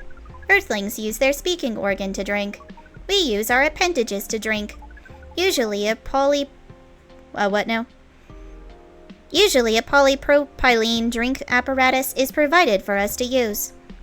Pardon? It is what you call plastic in the shape of a long tubular stick. You mean a straw? Yes, we wonder why Earthlings rely on it so much. Mostly you can drink without it. Yet the plastic sticks apparatus was provided on 87.76% of all drinking occasions we encountered. And it has become one of the biggest single-use pollutants on your planet. Yeah, now they've replaced them with paper. I don't really like the paper straws. Like, I understand what they're trying to do, and I'm not opposed with what they're trying to do. But, like, couldn't you do, I don't know, like, a biodegradable plastic, or, like, instead of, like, having it where it's thrown out, have it be a type of plastic that you can recycle, and then you just put the straws in a recycle bin like you would, like, bottles and cans. Because, like, that seems like a better option to me, because then you're not having a soggy straw. And I'm not even the only one who hates that. There's plenty of other people I know who hate the fucking paper straws, and I don't blame them. Anyway, how do you drink with a straw? The same as we just did. But thanks to the plastic stick apparatus, we do not need to put our appendages into the liquid mixture you call drinks. It is very convenient. Perhaps convenience takes higher priority in Earthlings' decision-making processes. I see. I guess people won't suspect a thing if you put your hands on a straw. Affirmative. By the way, you said you just arrived. Where did you come from, sir? Far. It would be too complicated to tell you all the details. But we can tell you one thing. We have a mission here. A mission? Yes. What kind of mission? Find what the Earthlings call a female. And then? Breed. He's so straightforward. So you came from a faraway place to find a date? Date. Our mission does not have anything to do with your understanding of time. No, I'm not talking about that kind of date. Oh, pardon us. But no, our mission also does not have anything to do with fruits. I wasn't talking about that kind of date either. Oh, pardon us again. Your language is extremely confusing sometimes. Don't worry about it. We also struggle with our own languages. Earthlings really need to work on their communication. There are so many ways to make communication more direct and simple. Of all the places we have been to, this place has the worst communication methods. I mean, yeah, humans fucking suck at communicating. I am no exception. I am very socially awkward. Oh, yeah. I have definitely put my foot in my mouth or unintentionally insulted people numerous times. And it's not great. It's such a... And, like, I'm later, because, like, people usually don't let me know that I've offended them or said something that, or done something that they don't like right away. So then I think everything's fine. Meanwhile, it's totally not fine. And then I'm wondering why they're acting differently towards me, or, like, why they could possibly be avoiding me. And then but then you can't bring it up because then you're the person that seems, like, insecure or something. Or, like, usually if it's brought up, that's usually when, like, they'll just brush it off and not ever tell you and pretend that everything's fine or something like that. There's the occasional moment where someone does actually tell you what's wrong, but I find that they often don't.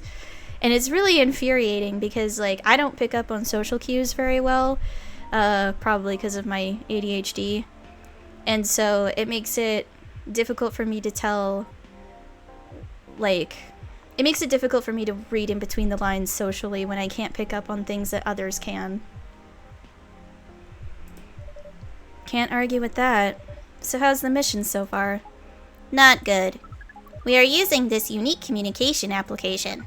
According to our data, it is the biggest source of breeding interactions on Earth. Although, the success rate of the breeding is not as high as the interaction. Huh? I never heard about... Wait. Are you talking about a dating app? This system is a fire symbol as their... Wait, what? This system used a fire symbol as their sign. You are talking about a dating app. But again, we found some contradictions in the application. What do you mean? According to our understanding of the application, it requires the person that interacts with it to swipe left or right. If you swipe left, it means you do not want to breed. If you swipe right, it means you do want to breed. And when two interactees swipe right between each other, they can commence the introduction to the breeding process. I can't. They can commence the I can't.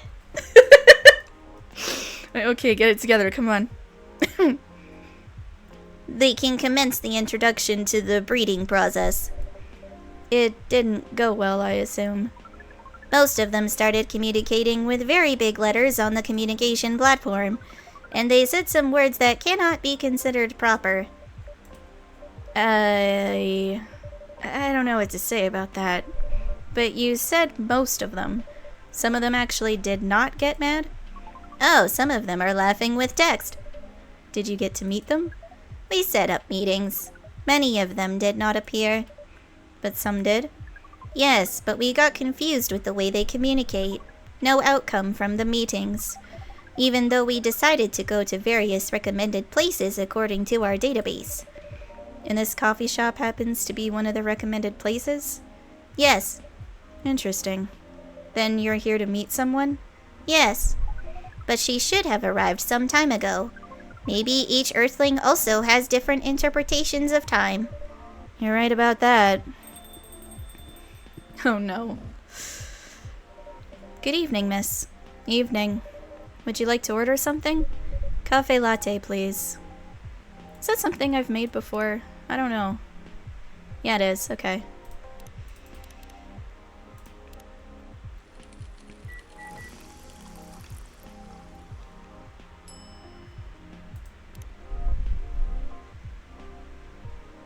Your order is ready, miss.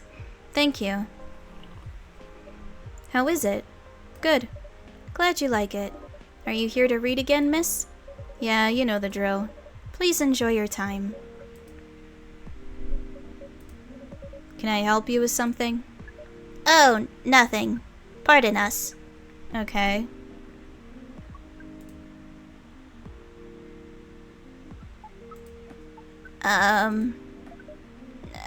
Excuse us? Yes? Are you waiting for someone? Not this again. No, I'm not waiting for anyone. Are you sure? Yes! I'm sure I'm not waiting for anyone. Because we are waiting for someone from this app, and she is an orc, just like you. Look here. First, I'm not the only female orc on Earth. Heck, I'm not even a pure orc.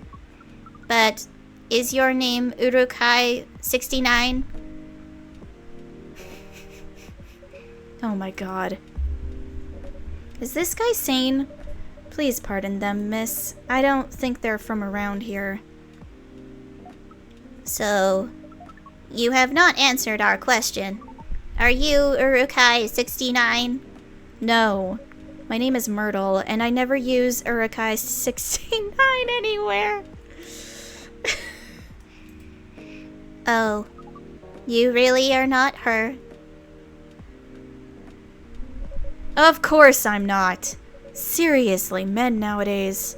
If you're that desperate to find a date, why don't you ask your friends or go to a club or something? But we don't have any friends on Earth. Hey, when you said he's not from around here, are you saying he's not from Earth? Well, from what I've gathered up to now, they're not from this planet. Man. Pardon us for interrupting, but when you said club, which activities are you talking about? According to the search result, there are just too many clubs on Earth. Some of them look pretty interesting, like this club about space exploration. They call themselves Trekkies.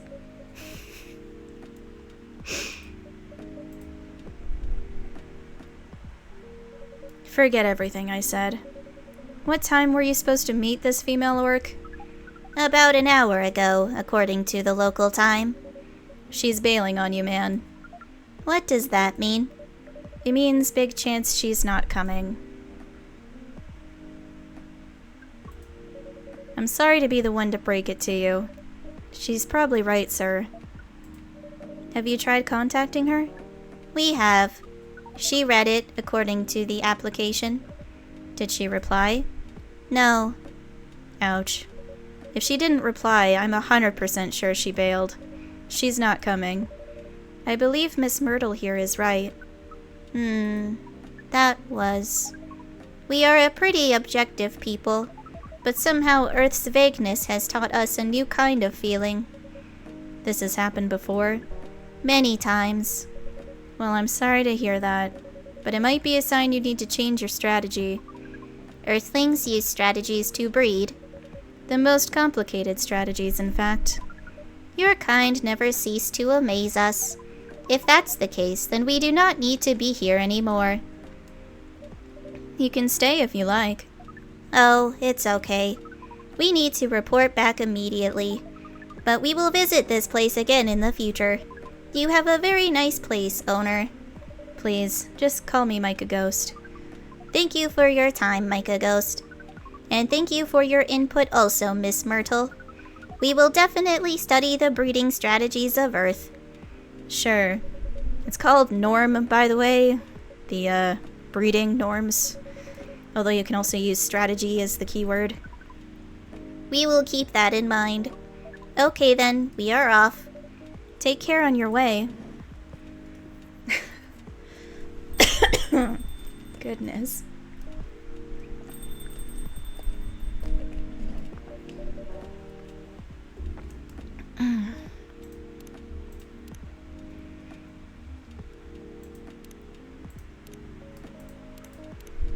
Oh boy, who the hell was that? Oh, hi there, Freya. What is an astronaut doing in this coffee shop? Drinking and waiting for their friend, apparently.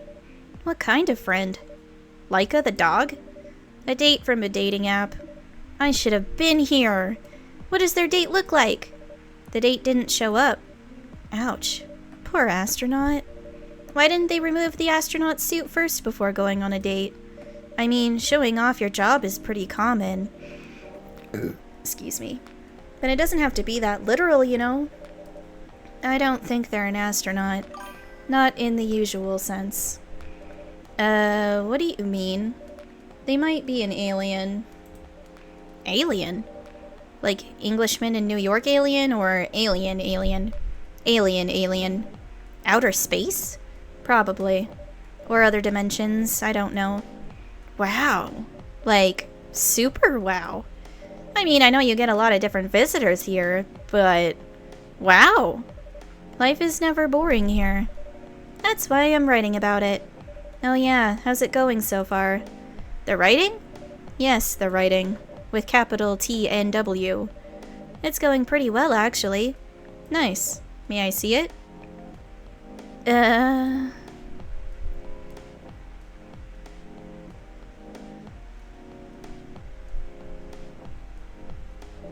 What do you mean? Can I read the draft you've written so far? No? Please don't. Why? It's not good enough. Hey, be more confident in your work. You know you're a good writer. Besides, if you're not that confident with it, maybe I can share some feedback. Okay, before we do that, I don't think I read the news story. Yeah, I didn't. Okay. Swipe right to outer space. Hello there, I'm a female alien. That's what you call us, right? From a planet located in a galaxy the humans call Andromeda. I'm here to make sure my kind can survive longer and spread farther across the universe. That's what was written on her dating app profile. As a sci-fi nerd, I didn't need to think much about swiping right, even though the pictures she was using for her profile were just cosplay silhouettes and weird artsy spaceship-like photos. And here she is now, shipping her cup of Papua Wamena looking exactly like the dream girl I've always fantasized about. Dark bobbed hair, thick eyebrows, sharp eyes, and a never-ending smile directed right at me. So yeah, I came to this place like 168 hours ago. There were 12 of us, and I'm the lucky one being located in a place with such fantastic drinks, she says after some time spent explaining about her task as an alien. I love sci-fi, but this might be too much. She hasn't said anything about her job, where she was really born, or any other normal stuff. Maybe she's crazy, that must be it. No way such a perfect-looking girl could be perfect on the inside too, I say to myself. So what's your plan? Are you going to release this story as a novel, a comic, game, a movie? I ask her. What story? The story you've been telling me. It sounds like it could be really popular if you adapted it into the right medium. Well, I've been telling the story through social media and dating apps. That's not enough. It could be adapted to some sort of mainstream media. You could be rich, you know. You could be famous. Famous. Does that mean more of your people would know about my people and our mission? Definitely. And with exposure like that, it should be easier for me to meet humans with high-quality seeds. Yeah, I guess. Okay then, where should I start? Suddenly my phone starts ringing. It's my best friend. Pardon me for a minute. I need to get this, I say to her as I answer the call. Yo, dude, who the hell is that chick you're with? She's freaking gorgeous, man. My friend's excited voice meets my ear, an overly loud whisper I'm immediately suspicious of. What? Are you at our usual coffee shop? Yeah, bro, I'm lining up at the counter. Do you see me? Oh, yeah, there you are. You lucky bastard. When did you meet that beauty? Man, I always love it when they grow their hair super long and then color it like that. Huh? What do you mean? The chick, bro, sat right in front of you. She looks just like my ideal girl. Long hair, all rainbow colored, like that. Big eyes and those cheekbones.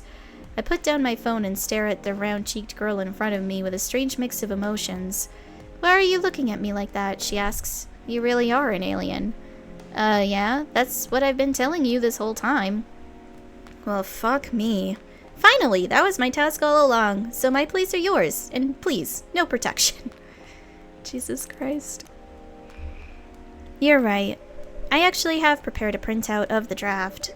See, we're planning to show it all along. I wasn't sure about it. It's the first presentable draft anyway. Come on, I know the drill, and I'm pretty familiar with your stuff. Alright. Let me get it out of my bag. Be honest with your feedback. I will.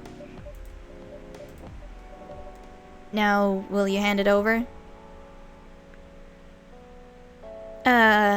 It's okay, Freya. Here it is. Thank you. Now, let's see.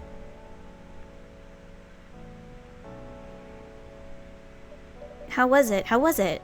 Let me read it at my own pace, okay?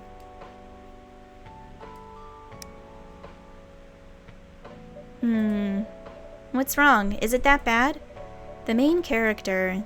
Oh my, is the character badly written? I don't think the character suits my personality. That's because you're not the inspiration. Too bad. You have a prime example standing in front of you every day. Prime example? You? You're like the most mysterious person I've ever met. Wait, I think someone's coming. Hey, the draft! I'm not done yet. Welcome. Would you like to drink here or take away, miss? Here, please. What would you like? Or maybe you'd like to sit down first before deciding? I'll order right away. No need to hurry. Take your time. Is it okay if I order something a bit complicated? You can order whatever you like, as long as we have the ingredients. If that's the case, do you know masala chai? The tea with spices? Yes. I'd like to order a masala chai then, please. And like, that's one of the drinks that you don't know how to make. And so you would kind of have to figure out how to make it, especially if it never came up on your loading screen.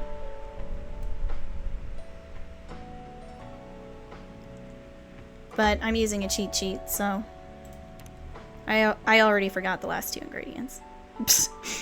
More specifically, I forgot the order they're in.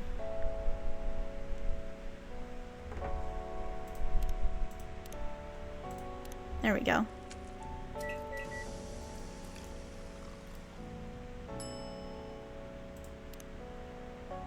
I believe this is the drink you were talking about. From the look of it, I think so. Let's give it a taste.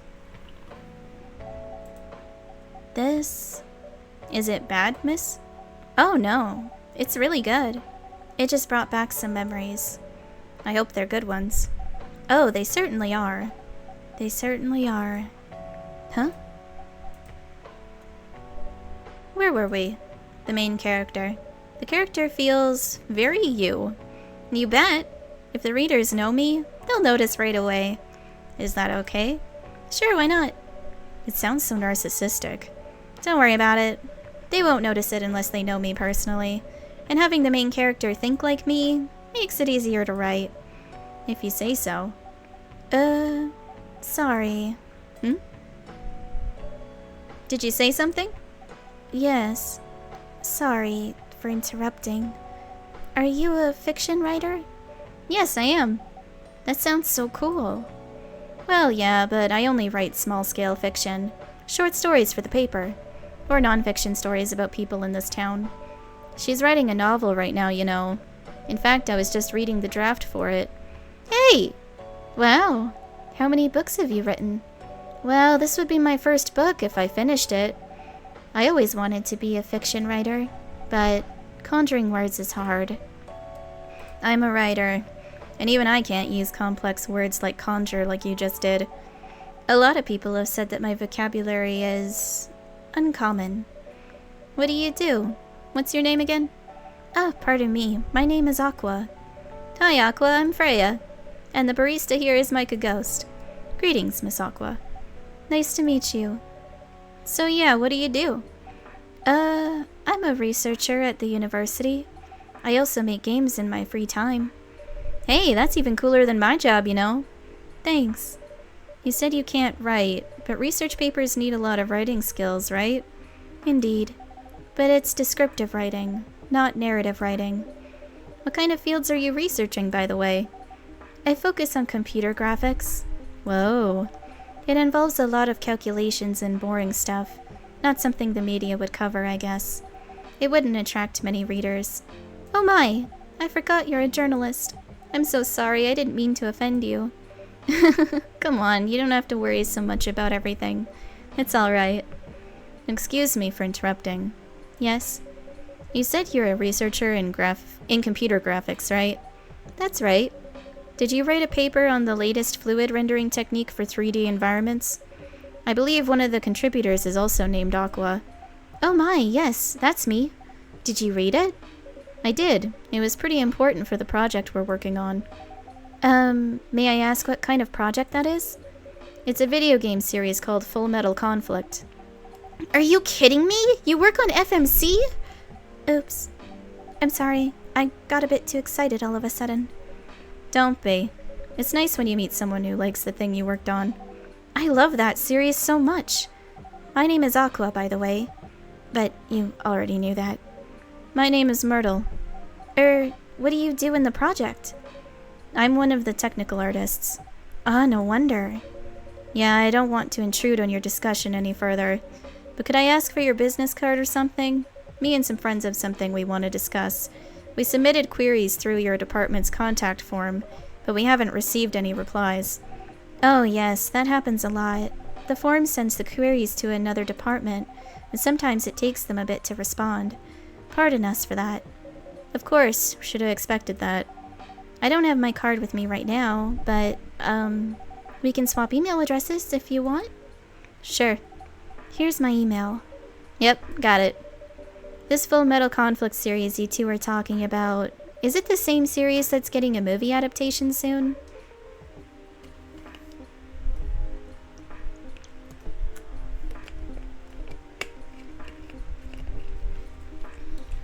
Yeah, that one. To be honest, I hated the idea of turning the game into a movie. Nonetheless, Hollywood. They have the budget for the flashy visuals, but I doubt they'll do the series justice. Why?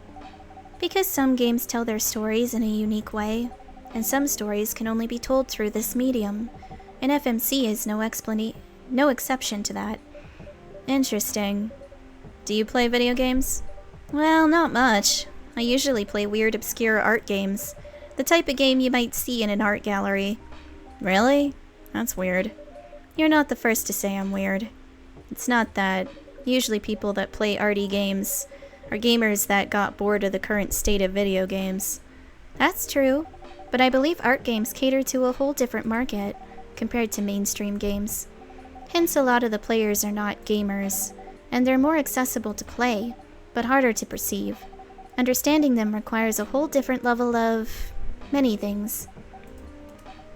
Sorry, I rambled on for too long. But at least, that's what I think. Good point. Yeah, that was a really good perspective.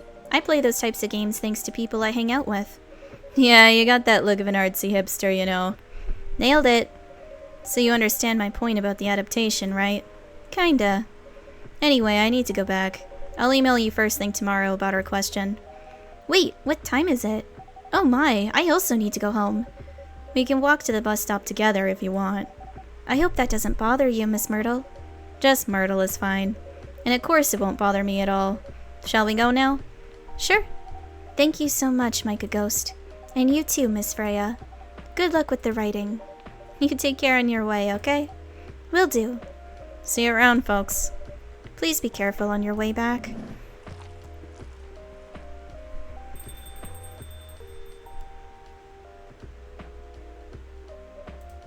So, yes, that was a nice talk, but you haven't given me proper feedback for the draft yet.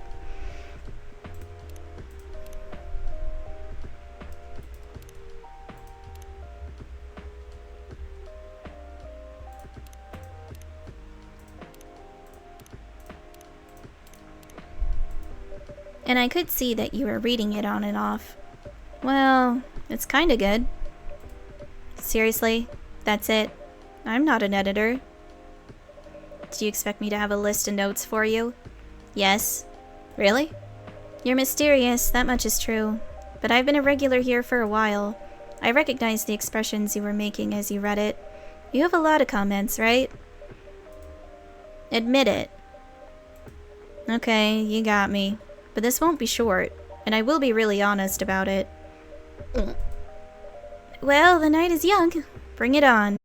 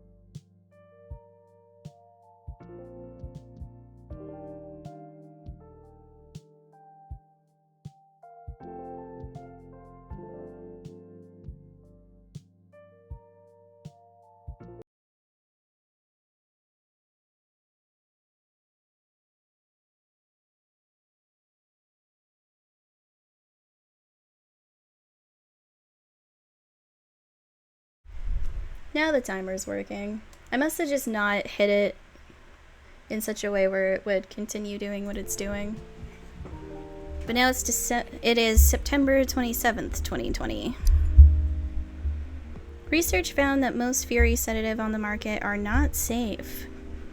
Profile: Morris Lester from Slum to Glam. Pajama-clad 27-year-old actuary found decapitated on his own bed.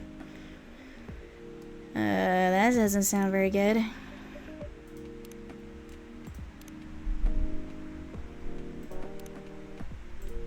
Cyberpunk Love Hotel. Room service. Get this order to room 512. The order came around 10:30 p.m. I was doing nothing, or in other words, I was waiting for an order to come. I was tasked to take a bottle of wine and a couple packs of condoms. Yes, sometimes guests really do ask for things like this. Talk about being unprepared. The person in charge that night gave me the requested items and let me out of the room to deliver them. From there, I went to the lobby and waited for the elevator to arrive. While I was waiting, a guest came in behind me and pressed the button to call the elevator. He looked at me in awe. I looked back at him, showing him the smile hotel management taught me. He smiled back. When we got in the elevator, he pushed the button for the 3rd floor. Silence filled the tiny room. As we ascended, the guest pulled his phone from his pocket and started recording me. This again, I thought. I didn't do anything about it. To be precise, I can't do anything about it. It's part of the job after all. Ding! We reached the 3rd floor. The guest left while still pointing his camera at me. I waited alone until the elevator reached the 5th floor a few seconds later. I left the elevator and started moving towards room 512. When I was in front of the door, I rang the bell to let the occupants know I'd arrived. "It's here!" I can hear the muffled voice of a woman. The door opened. "Look, hun, they really do use a robot to deliver room service," the woman shouted back to her partner. "That is so cool," the guy responded, trying to sound interested, though I'm sure he was staring at the woman's butt and couldn't wait to use the stuff they'd ordered. "I want to take a picture with the robot, okay?" the woman said in a saccharine, sweet, mildly nauseating tone. "Sure, hun. Wait, are you sure it's okay to just hug the robot like that?" Huh, turned out the man could still think with his big brain after all. "It's fine. I saw they even have a robot you can have sex with. I'm sure a simple hug won't matter," said the woman. "That's a different model. What's next? You're going to hug a Terminator?" I screamed internally. "Say cheese then. 1, 2, 3. Flesh. It looks so cute. I was hoping it might look more human-like, though. Maybe they don't have the technology for that yet," said the adult woman, who still hadn't grasped the concept of look but don't touch. "Okay, come on, darling. This robot has got other things to do. Let's just take our order and let it do its work." They took their order and closed the door. Oh, humans. How the hell did you people manage to survive for so long in this universe? I wondered as I trundled back down to my room. "Do you want to order anything else?" "I'm good for now. I'll order again once I finish reading this." "Okay then. I'll leave you with whatever that is." Oh man. "Oh, Aqua, fancy seeing you again so soon." "Hi, Freya." "Hi, Micah Ghost." "Good evening, Miss Aqua. How are you two doing?" "Same old." "I'm good. How about you?" "I'm fine, thank you. And you?" "Oops. I asked that already. I'm sorry." "Don't worry about it. Is Myrtle here?" "So far, it's only me and Micah Ghost." "We have you with us now, of course. Are you meeting her here tonight?" "Oh, it's not that. I was just wondering whether she's coming here again tonight." "You have her email, right?" "Yeah. Why don't you just tell her to come and meet you here now? That always works for me whenever I want to talk to someone." That wouldn't be nice. It's not that important anyway. I just wanted to follow up on the questions her team sent today. Follow up directly, I mean. Anyway, I should order something." "Take your time, Miss Aqua." "It's alright. I'll order now. I'll have a cup of tea with lemon and cinnamon, please." Right. There's like a specific drink that I think fulfills those, parameters. Tea, lemon, and cinnamon, right? Yeah.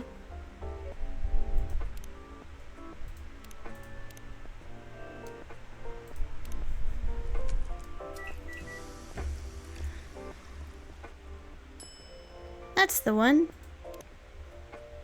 Here you go. Oh, it looks so pretty. If I'm not mistaken, it's called Russian tea, right? Oh, you knew? I heard about it once. I'm pretty sure the only part that's Russian is the name. It was originally from a community cookbook or something. You're right. Whoa, that's a highly specific fun fact to know. I guess I spend too much time browsing the internet. When did you arrive, Freya? I've been here since you left last night. Finish drinking first, Aqua. I'm sorry. I said you haven't left? I was just joking. Oh, that would be crazy. Why? Oh no, I didn't mean to offend you or anything. It's just that you shouldn't forget to take breaks. You too, Micah Ghost. Please make sure you get enough rest. Of course I will, Miss Aqua. Thank you for the reminder. By the way, Aqua. Yes? Where do you come from? Because, judging from your accent, you're not from the States, right? I'm not. I'm from the ocean. Whoa, so you're a full-fledged oceanic? Born and raised in the sea. Why did you move here? Chasing the American dream, I guess? You moved with your family? No, I'm the only one who could move here. Oh, may I know why? It's not easy for our people, especially the females, to get higher education. I got scholarships and the opportunity. I wasn't sure about moving, you know, but my parents pushed me to do it. How long have you been here? Almost 2 years now. Do your parents visit often? They can't. Do you know how hard it is for my people to get a US visa? I'm sorry to hear that. It's okay, we're still in contact. We do a video call at least once a week. Do you have siblings? Of course. We are sea people. My extended family is probably as big as Seattle's population. Whoa, that's a lot. You really have that many relatives? Of course not.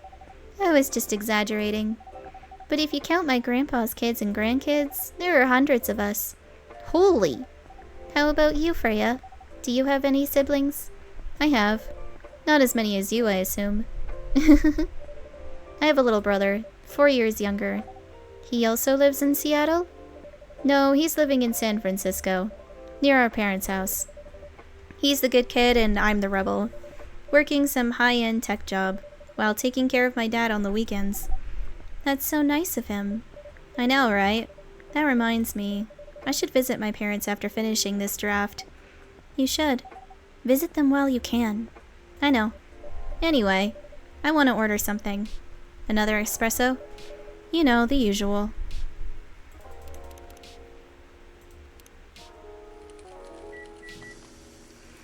I think Freya's like the easiest person that you can be friends with in the entire coffee shop.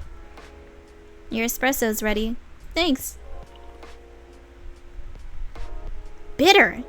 Just the way I love it. Good evening, sir. Good evening. How can I help you, sir? Ah, yes. I don't know what to order. Something to raise your spirits, perhaps? Nothing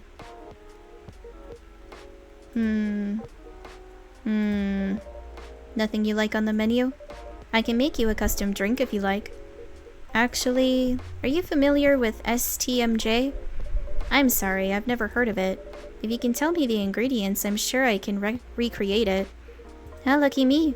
STMJ stands for Susu Telur Madu Jahe. It's Indonesian. It means milk, egg, honey, and ginger. Understood. Wait, do you have the eggs? I certainly have. They're not on the shelf, but I'll add egg once I've mixed the rest of the ingredients. I'd love that. 1 cup of STMJ, please. I mean, he says he hasn't heard of it. I mean, I say I haven't heard of it, but like, I've actually made it before for a customer, so I don't know what that's all about. Maybe they expect you to not have made it before.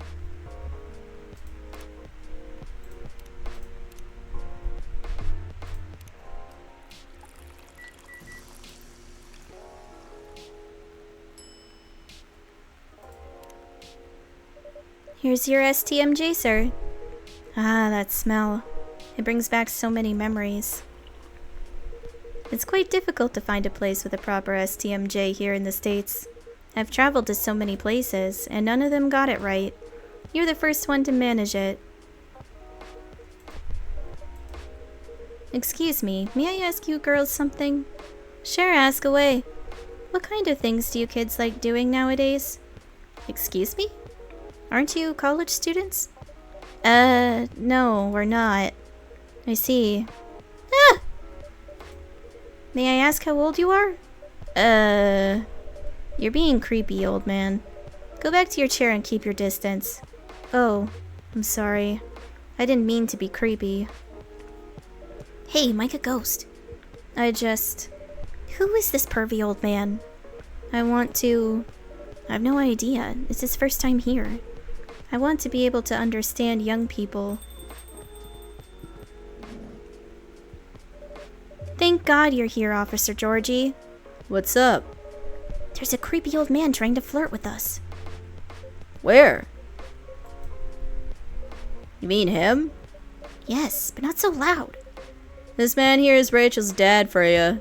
He asked to meet me, so I told him to come here. Oh. I didn't know that Rachel's dad was a pervy old man. No wonder she ran away from home. Everyone, please meet Mr. Furlong, Rachel's dad. Mr. Furlong, please meet Freya and Micah Ghost. Please call me Henry. I apologize for earlier. I wasn't trying anything funny. I'm sorry about that. Wait a minute. Your name is Henry Furlong? Yes. And you're Rachel Florencia's father? Yes. Furlong, Florencia. Why do you have different last names? What are you trying to pull?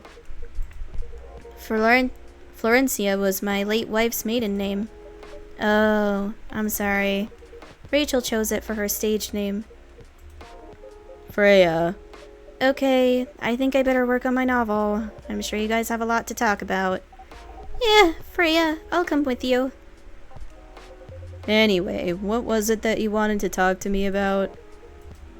It's about Rachel. That night when you drove her home, was she hanging out with shady people? Well, I think one of them was a bit shady. Hey, I heard that! What? I'm not a criminal! I'm just kidding. She was in this coffee shop talking with Freya and Micah Ghost here. She wasn't in any danger. Are you sure? What about before that? Whoa, calm down. Is everything alright? It's just that I feel that she's getting more and more distant.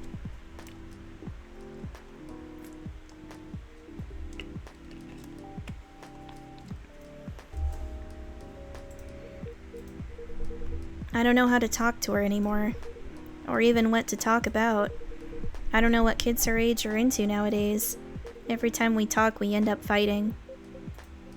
I have 3 daughters. We fight all the time. One thing that I learned, give them time and space, but be there when they need you. Or you can just bribe them. One time I had a fight with my eldest daughter. She didn't want to talk to me for a week. I know she loves pizza, so I went to Rocco's and bought her favorite pie. I left the pizza on the table like a trap. Then I just waited for her to take the bait, just like a stakeout. When she took a bite of that delicious pepperoni, I casually grabbed a slice and sat with her. That pizza really helped smooth things over. After that, she wouldn't stop talking. What if what she loves doing is the problem? Rachel loves singing and performing on stage. I'm proud of what she's achieved with her career.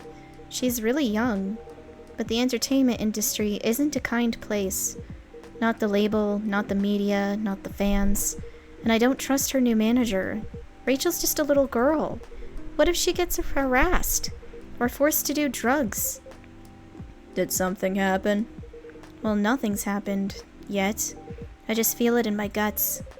Is it possible that you're just being paranoid? I don't know. Maybe. Psst! Like a ghost. I need to go now. Thanks for the drink. Take care on your way.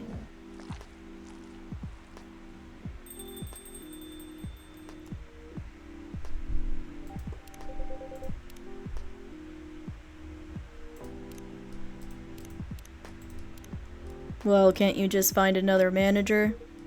Rachel's already 18, so legally she can sign contracts without parental approval. I've been trying to tell her to quit, but every time I brought it up, we just ended up fighting.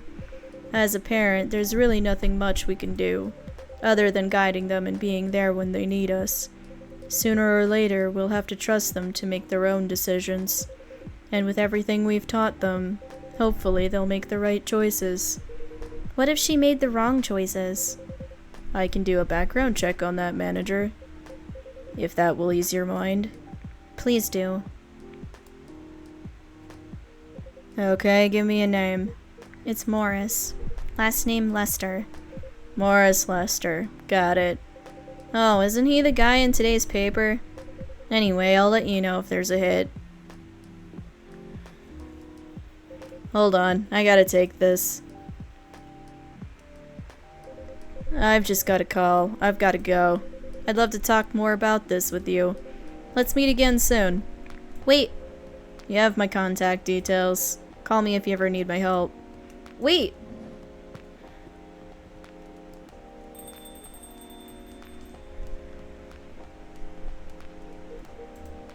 Don't worry, I'm sure everything will be alright. I used to manage a girl band. I've seen bad things happen. That bad? Yeah. I was against her joining that pop group at first. But my wife, Rachel's mom, she convinced me to give it a chance. Ever since she's been gone, I don't know how to talk to Rachel. With her wanting to do more of her own stuff, I don't know what to do. What do you mean by her own stuff? Modeling and a solo singing career? It's a whole different world than the band. I'm familiar with that side of the biz. But things have changed, right? Even if it has, I don't think it's for the better. She survived being an idol, even managed to graduate and start a solo career. She sounds like someone who can take care of herself. Don't you think so? She's not ready. I don't want her to get hurt. There are a lot of bad people out there. People that might want to take advantage of her. You are her father. I understand you might be worried. However, you shouldn't hinder her from achieving her dreams. I just want what's best for her. Is it really what's best, though? I think she's born to soar. But she's just a girl. My little girl. Seriously, that's your argument. I didn't mean to sound that way. It doesn't matter whether she's a boy or girl. You'll drive her away if you keep on acting like this. With your knowledge, you should be able to help her achieve her dreams.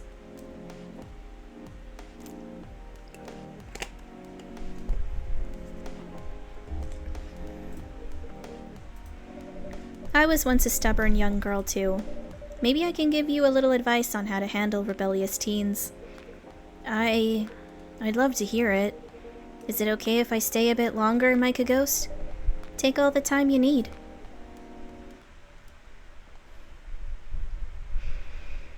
Tet Tadrik, tea with milk mixed by pouring the two repeatedly between cups, originally from Malaysia.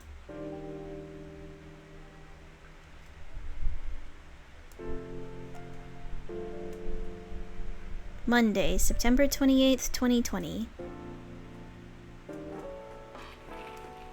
Werewolf representatives push the ministry for more accessible sedative. Doctor from Salak Town arrested for experimenting with child cloning. That sounds pleasant. Military personnel stationed along East Coast to prevent immigrants flooding in from the Atlantic. Okay, now I want to look at the news stories. The anxious boy and his love stories on public transport. The day was hot, sunny, and humid, just like most days in Jakarta. I was standing inside a crowded bus with neither well-functioning air conditioning nor proper ventilation, trying to keep myself productive in the uncomfortable environment by reading my recently bought copy of Maruki Harukami's The Elephant Vanishes while listening to a random playlist on my old iPod. Despite the hellish conditions, you could say I was luckier than most because I was standing near the rear door of the bus, leaning my back on the side of a seat. Safe enough not to fall out of the bus, breezy enough to breathe freely. As mentioned, I was on a public bus in Jakarta, so naturally I needed to be wary with my surroundings, mostly keeping my belongings secure from pickpockets and other human pests. I glanced around the bus several times in between pages, and that was when I saw her. It's hard to describe her. She has no specific characteristic to differentiate her from other women. She was like the perfect example of the girl you walk past unseeing on the sidewalk every day. A girl you might glance at for a second, then a few steps later it would be hard to even remember her hair color, never mind what her eyes, her nose, her mouth looked like. She was standing near the front door of the bus, not leaning on anything or anyone, not touching the bacteria-infested hand grip on the ceiling of the bus, although to be fair, it might have been hard for her to reach that grip anyway. But still, she stood there with the perfect balance of a tree rooted in healthy soil. She stood as if somebody had silently put the Venus de Milo on the bus, and she somehow fit perfectly without anyone noticing it happening. She was wearing a pair of earphones, wired just like headphones were supposed to be, and a slight smile on her face. Sometimes she closed her eyes for a few moments, enjoying the music only she could hear. Her eyes rarely stayed in one place. They kept wandering around the bus, not too fast like someone anxious, not too slow like someone looking at something specific. Maybe she's the one, I thought. This isn't the first time a thought like this has crossed my mind. As a hopeless romantic, seeing any woman who piques my interest will immediately trigger a story in my imagination. A story of how I'll approach them, get to know them, with the proviso that... With the proviso? I think that's how you say that. That they're just as I imagined them to be. Start dating, get married, have kids, grow old in our home, and so on and so on.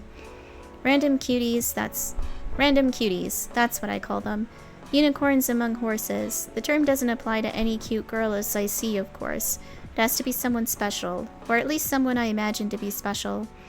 The thing is, automatically imagining those stories whenever I happen across a random cutie isn't healthy. It puts a toll on my mind, and of course my heart. It creates a lot of unhealthy expectations before any opportunities even arise. Oh shit. She looked at me. We made eye contact for a brief flash of seconds. I immediately returned to my book. Did she notice me staring at her? Did she think what I was thinking? My mind won't stop spinning, overthinking while my pulse beats double time in my ears. I continue staring at my book with what just happened. I obviously can't read it properly. My eyes were looking at the words, but nothing was being processed other than thoughts of her. I glanced back at her, and she was staring at me, eye contact more than once. It has to mean something. Should I approach her, introduce myself? Yes, I should. But what if things go wrong? What's the worst thing that could happen if we introduce ourselves? First, it's a crowded bus, and moving from the rear door to the front will definitely annoy some people. Second, what if after we approach her, she becomes annoyed and, oh come on, you're overthinking as usual. Nothing bad will happen even if she does get annoyed.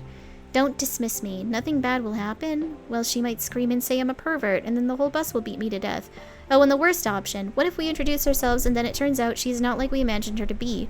All that time and energy will be wasted, exchanged for years of agony.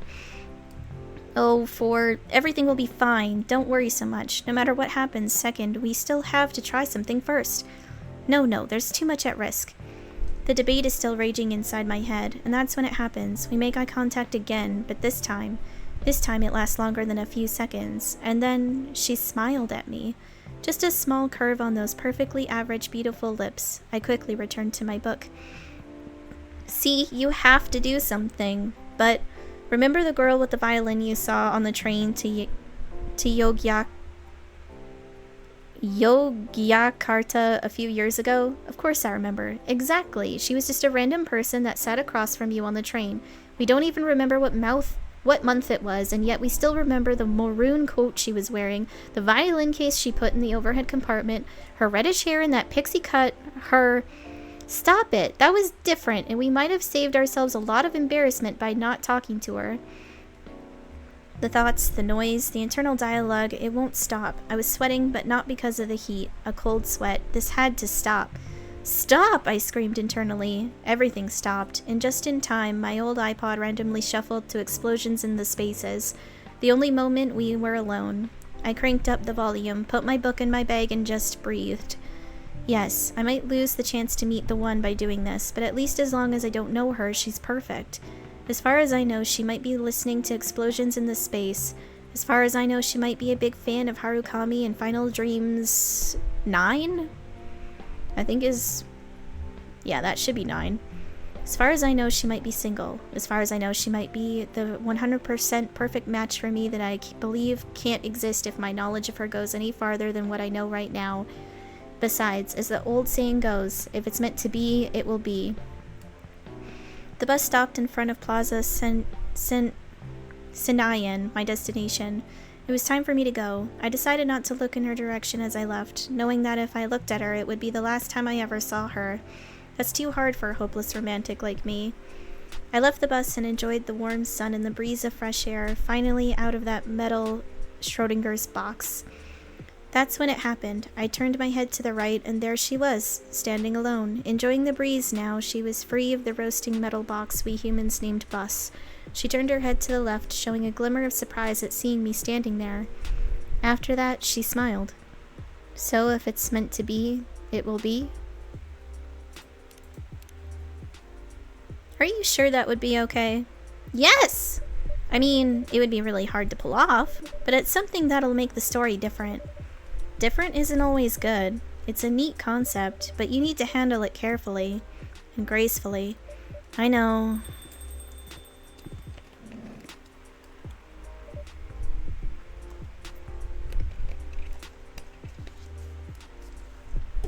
Hey, Gala. Good evening, everyone. Oh, I need to readjust.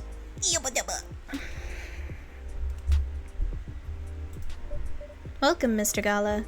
Am I interrupting? It looks like you were having an intense discussion. It's nothing. Micah Ghost was just giving me feedback. It's for the book I'm writing. Sounds like a heavy discussion. What are you up to tonight? I'm just planning to sit and relax. Please don't let my presence interrupt you. Oh, don't worry about it. Although I need to interrupt Micah Ghost for a moment. Sure, how can I help you? Can I have a cup of... You remember my remedy? Of course. Do you want to give it a try again? My last order might have been the right drink, but let's give it a try again, just to be sure. Okay. Remember, it has tea and ginger.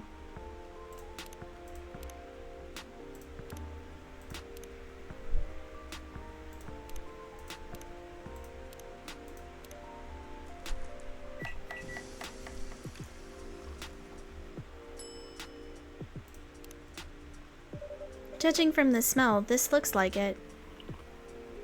Indeed, I have the same feeling. I've made a note of that mixture. Perfect. Anyway, please don't mind me and continue with your discussion. Don't worry, Mr. Gala, we're done for the night. You're done? I have a lot of new homework thanks to you. You're welcome. Is Hyde coming? No, I'm by myself tonight. It's gonna be a peaceful night then. That's mean, Freya. Oh, come on, I was just joking. He needs to learn how to communicate his thoughts nicely, though. He might not look like it, but he's a very kind person, you know. He doesn't show it, that's for sure. That applies to you as well. Oh, come on! Oh god, it's been so long since he was in here. Do I even remember the voice I gave him? Okay, hold on.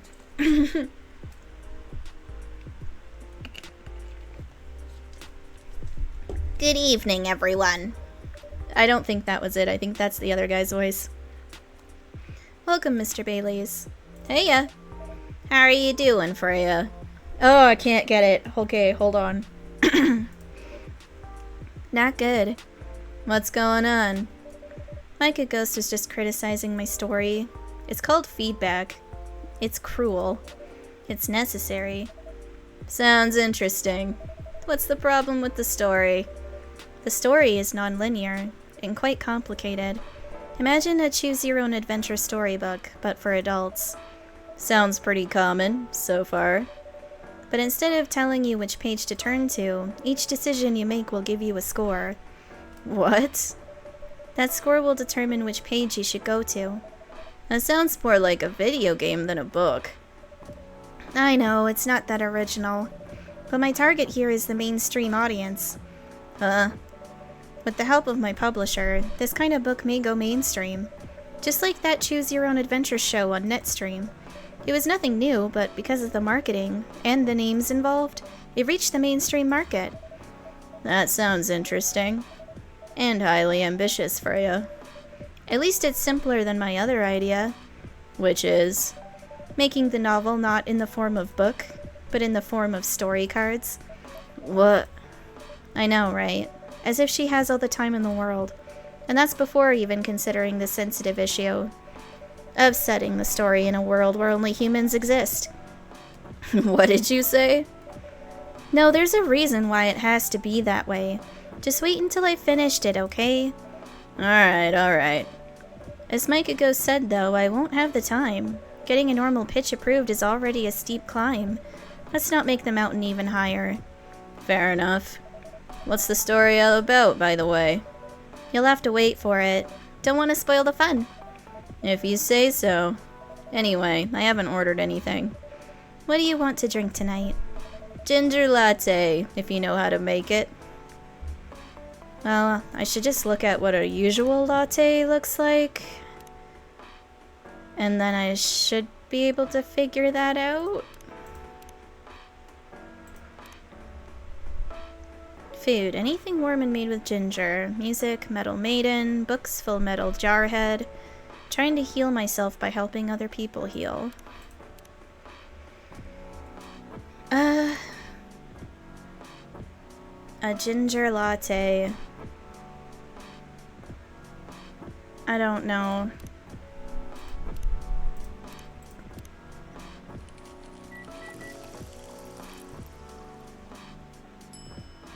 Oh, I somehow managed to guess how to make it. Here you go. Thanks. Damn, this is good. With this kind of drink-making skill, I wonder why your place isn't any bigger. What we have here now is more than enough for me. Whatever floats your boat, I guess. By the way, how are you doing, Baileys? Still busy with your last client? Oh, I'm done with her. Done? As in you're dropping the project? Hey, I'm not crazy. I still need the money. Done isn't I finished the job.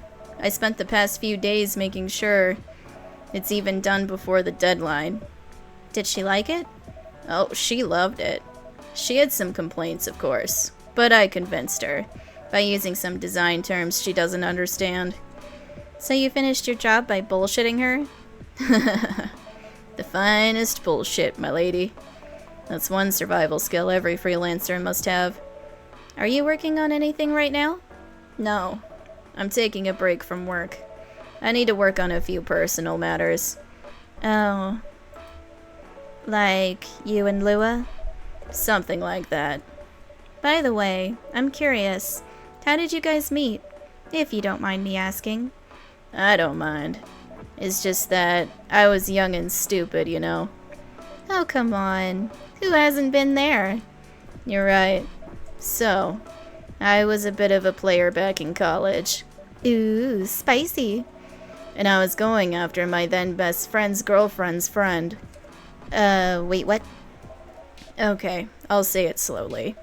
I used to have a best friend. He was an incubus. Okay. Let's call him Cognac. Cognac has a girlfriend. Still following.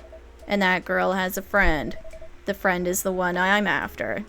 Oh, okay. Got it. She was one of the hottest girls there. But everyone knew she wasn't the type of girl you'd want to date. Why? I don't want to get into details, but this succubus was super hot, and all the guys wanted to sleep with her. She was a player too. Huh? That doesn't sound like Lua at all.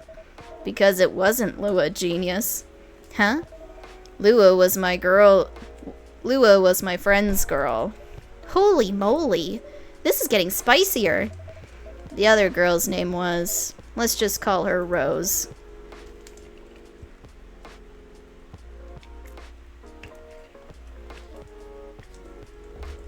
Continue.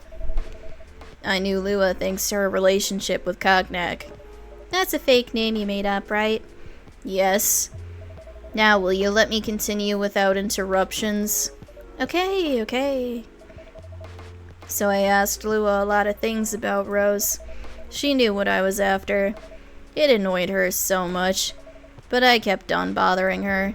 I mean, I was a pretty active guy back then. So Lua came over to visit us at one point. I lived with Cognac back in college. I'd been out and I got back just as Lua arrived. A total coincidence. We went into our place together and witnessed something surprising. What? Cognac was sleeping with Rose. Holy mother of moly! I saw the look on Lua's face. The disbelief, anger, sadness. And without even thinking about it, I punched Cognac in the face. You what? I got into a fight with him. Oh, I haven't told you. Cognac was a Brazilian jiu-jitsu tutor for kids. He's pretty good. Oh my. Yeah, I landed that one punch, and he beat me to a pulp. Easily. Lua begged me to stop fighting on her behalf. Heh, more like she begged Cognac. Hey, I wasn't kidding. I lost, but I don't give up so easily. I was beaten pretty bad, so Lua took care of my injuries. We grew closer after that, and I don't even remember the exact date, but suddenly that friendship turned into a relationship. That was one hell of a story.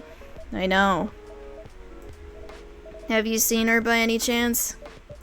Yeah, Lua came by a few days ago. How was she doing? She hasn't returned any of my calls or texts. Well, she's healthy, that's for sure. She got into an argument, though. With whom? There was this male model. A model?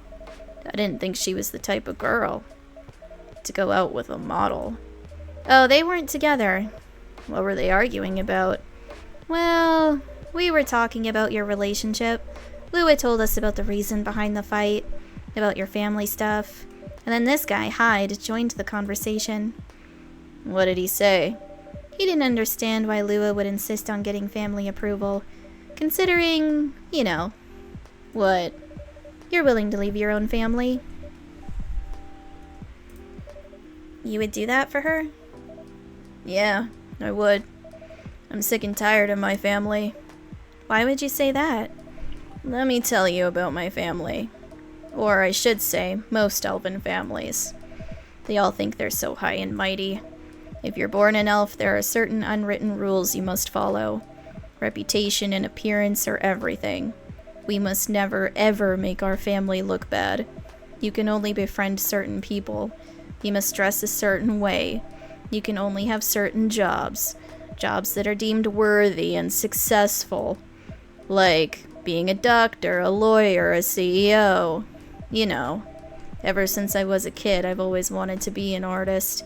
I love drawing and creating art. However, becoming an artist is not something elves would deem suitable. Unless you become the next Da Vinci. So when I switched from business major to an art major, my parents went crazy, screamed like they were on fire. They told me that I'd never be rich or successful. All that because you chose an art degree? You want to know the worst part? They blamed Lua. What do you mean? They blamed her for my decision to pursue my passion for art. Yelled about how her kind is ruining the country. Accusing their religion of worshipping the Dark Lord. Accusing her of putting a spell on me and cursing the family. Whoa. I mean, come on, this is the 21st century. That's so not cool. I don't want to sound judgmental, but your family's racist. Tell me about it.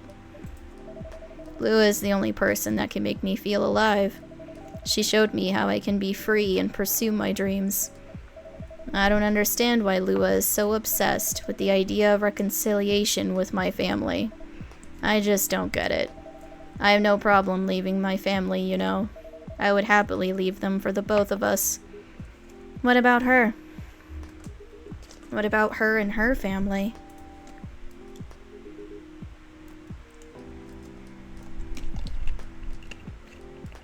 You may be happy to leave your family. However, it may not be the same for her. I Gala, do you have something to say? Perhaps you could give us a different perspective. Sorry, I didn't mean to eavesdrop. I couldn't help overhearing your story. I assume that the person you're talking about is not an elf, correct? Yeah, she's a succubus. I see. I'm a werewolf. For werewolves, the pack is the most important thing. We'll put family before any other. We often have our own problems within the pack, but we won't abandon our family for anything. Perhaps that's also true for her and her family. Besides, if you leave your family for her, wouldn't that make your parents believe that all those bad stereotypes about succubi are true? I never thought of it that way before. Whether you like it or not, your actions will have an impact on her as well. And if you leave your family for her, that will put her in a difficult spot. She might feel responsible for your actions. There's nothing to feel bad about. I'm leaving my messy family to create a better one with her. It's easy for you to say that now, but you don't know what the future holds. One day, circumstances might change. One day, one of you might regret your decisions. One day, you might use the "I left my family for you" card. We love each other. I'll be with her whatever the circumstances may be. You know, love is like a flame. It might burn fiercely at first, but over time it will die down if you don't maintain it. Maintaining it won't be easy. It will be hard work. Because life is full of storms. And marriage, it will not survive on love alone. Whoa, that's deep. We'll have each other, and that's enough for us. Tell me, do you have health insurance? What? I'm an elf. Why would I need health insurance? You'll need some. What for? Immortality is an elven privilege, but you'll lose it if your family disowns you. I've seen people go bankrupt because they fell ill or got seriously injured. Emptied their entire life savings for an $8 pill because in this country they charge $20,000 for it. And if you decide to have children, they won't have the same privileges as you do. There's a high probability that they'll get bullied for being a half-breed. There are consequences. It shouldn't be taken lightly. Think about it. Anyway, I've gotta go. I apologize for my intrusion. No, thank you for your insight. I've gotta go too. Want to head out together? Sure. Thanks for the drink, Micah Ghost. And Freya. Bye.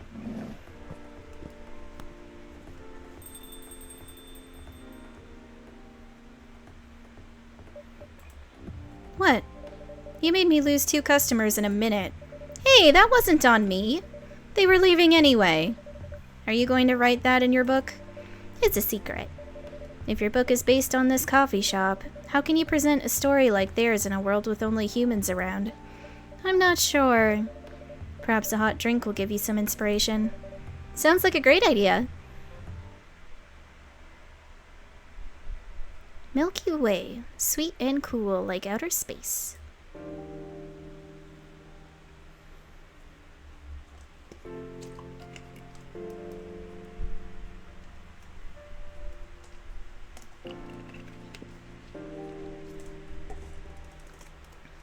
Oh. Ooh, I felt that. That was a nice crack. Tuesday, September 29th, 2020. Who vows to stop major hospitals selling Fury sedative illegally? Coachella 2020, 10 reasons why you should go. Sports tournament in space might be only a few decades away. Well, and before I deal with these guys...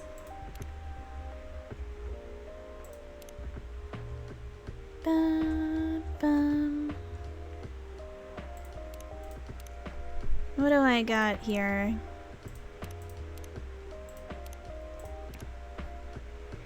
A stray boy and a lonely cat. Midnight. The boy arrives at his home. The ticking sound of the cooling engine fills the dark, empty garage, followed by the scrape of the rusty metal door being forcefully closed. He leaves the garage, and there she is, waiting for him to come back home. She always waits in the same spot around the same time. The boy always smiles when he sees her. Meow! The cat calls the boy, demanding the treatment she always receives from him every night, in the same spot, around the same time. He laughs quietly as he walks up to join her. You haven't been waiting for me, haven't you? Or, you've been waiting for me, haven't you? Here, come here, says the boy to the cat while he pets her fur. The cat purrs loudly and refuses to stand still. She dances around him, stands up tall on 2 feet, rubs her head against his shins, and shares her affection while enjoying their nightly routine.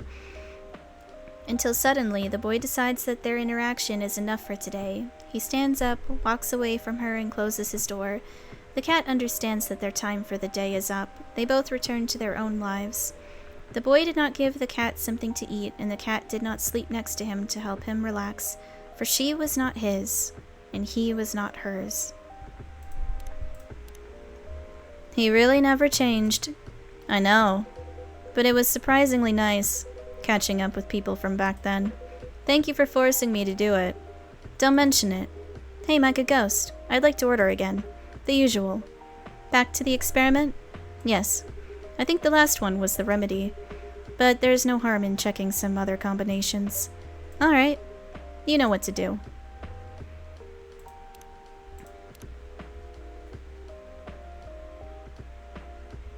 I'll probably just do the same one again, quite frankly.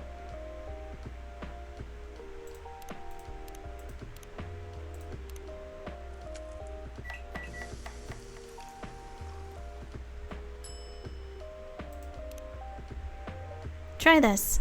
Thank you. Just what I needed. What about you, Mr. Hyde? Would you like to order anything else? I'm good for now. I couldn't help overhearing you both. It sounds like you two go way back. We do, I guess. He was my bodyguard. Oh? Didn't you meet here? Yeah. When this was a bar? What happened exactly? He was getting his ass kicked by a couple of dwarves. Ugh, those 2 bastards. It wasn't a pretty sight, so I intervened. Aren't vampires supposed to be, you know, tough? Just because I'm a vampire, it doesn't mean I know kung fu. Besides, I'd had a couple of drinks. I could have taken them both if I was sober. A couple? Really? You were trashed, Hyde. You told them I was your bodyguard. Wait, were you not his bodyguard? Not at the time. We didn't even know each other. But because of that whole fiasco, we both got kicked out. And then this wasted vampire stuck to me. Like, well, you know, to a blanket. Obviously, he was too drunk to drive. So I hailed a cab. Turns out he was also too drunk to tell the driver where he lived. And I was stuck with him until morning. Thanks for not leaving me on the street, Gala. Those dwarves could have killed me. Who were they? I'm not going to confirm or deny anything, but it's possible they may have had ties to the Mafia. And I might have lost some of their money on the stock market. A lot of their money. Yikes. They wanted me to launder their dirty money, so I decided to screw them over instead. Yeah, I overheard what they were talking about before the fight started. I knew Hyde was innocent, and that's why I helped him. He might be an annoying asshole, but he's not a thief. What a stroke of luck, the universe sending me a guardian angel in my time of need. So the next morning, I offered him a job as my bodyguard for real. After all the trouble you caused me the night before. Hey, I took you to breakfast. Don't tell me that counted for nothing. I have to say, it wasn't my proudest moment. I was broke. Breakfast was an offer I couldn't refuse. It was the late 60s, mind you. It wasn't easy finding a job, especially for people like me. Werewolves? War veterans. Ah, I see. So how did you go from working as a bodyguard to working in the hospital, Gala? Well, when he was working with me, I noticed. Hyde. I'd prefer it if we skipped that part.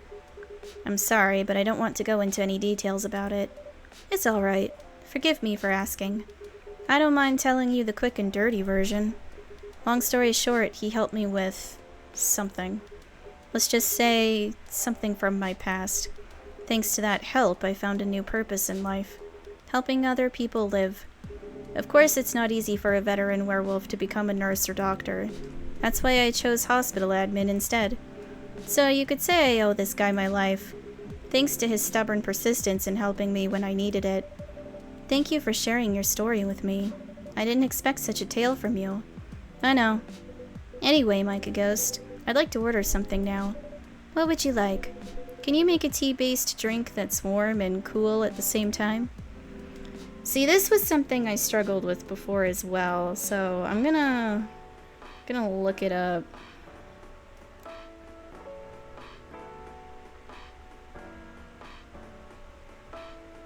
So it's tea, lemon, and honey.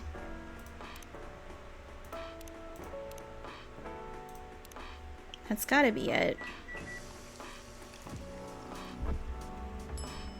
There we go. Here's your order. Exactly what I wanted. By the way, it feels like this place is missing something today. Yeah, I haven't seen her today. Speak of the devil. Hello, good people. And one vampire. It's good to see you too. Freya. By the way, we were just talking about you. Oh, really? What about me? I was just surprised that you weren't here. Is that how you pick up girls young enough to be your granddaughter? That won't work on me. I have no interest in flirting with you. I've got high standards, you know. You look so tired, Freya. Hard day at work? How could you tell? Call it werewolf senses. Right. I showed Micah Ghost my draft, and I actually got some good feedback. That's good to hear. Glad I could help. So I spent the whole day rewriting stuff, and I also did some stories for the paper. Overall, it was a good day. That's good to hear. But please don't forget to take a break. It's easy to get carried away by work when you're on a roll. Will do, sir. And speaking of hospitals, how's your hospital admitting life going? That's not even a word, Freya. Actually, I'm not even sure what you even do there. It's pretty boring to talk about, but mostly I handle operational stuff happening in the hospital. Things like how much a specialist costs and how much it affects our income. I also deal with patients and their families. If they require intensive care, such as operations, I go through what we do and how much it would cost them. Kinda like biz dev for people's lives, then? You could say that. Damn, that sounds complicated and hard. That's why I'm suited for my job. Someone who gets very emotionally attached to patients would find this job pretty tough, whereas heartless people like my friend here only see it from a business perspective. Good point. Why do people rarely talk about your kind of job? I guess most people don't really notice we exist or think about the necessity of it. Exactly, it's an interesting job, yet no one talks about it. Maybe because most admins are just like me. We rarely talk about work outside the hospital. Why? For me, I just don't find any reason to. It's the patients' personal lives anyway. Such professionalism and loyalty. You should keep hold of that mindset, especially in front of this lady here. You. He needs to be a bit less loyal, though. Hide. You've been doing this job for a while, right? Almost 50 years now. Whoa, I didn't know that. Wait, 50 years in the same position? Holy! Ask for a promotion, man. They keep offering me new positions, mostly managerial. Take it. Not interested. Why? It's not something I want. Besides, as I've told you before, I fit perfectly in this position. But the salary must be better if you take the promotion, right? Of course. But what I get at the moment is more than enough for me right now. And I still get raises while I'm doing this job. I really can't figure you out. That's Gala for you. Anyway, my shift's starting soon. It was nice catching up with both of you. Are you going to stay, Hyde? Yeah, I'm still enjoying the vibes here. I'll see you in a few weeks, I guess. Yep. Safe trip. See you around, Micah Ghost. And you, Freya. See you.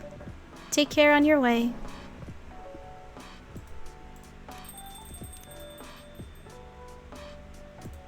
Nice. So I just have to get a couple more relationships further along.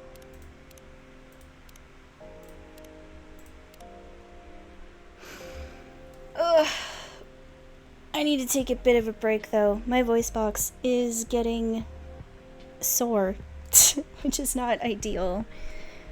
Doing 4 hours of reading for like visual novel games is taxing, to say the least.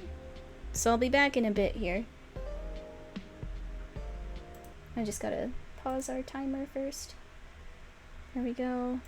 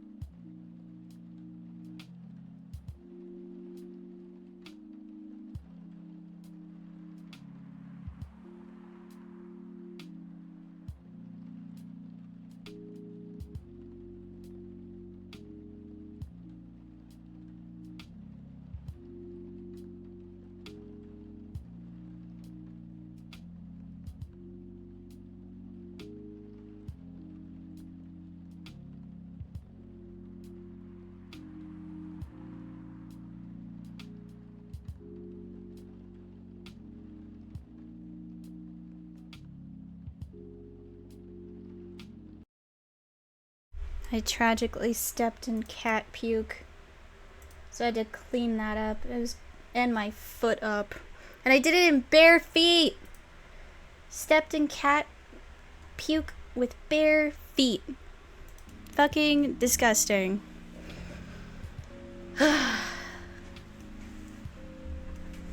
Ugh, cats. Life is never boring with them.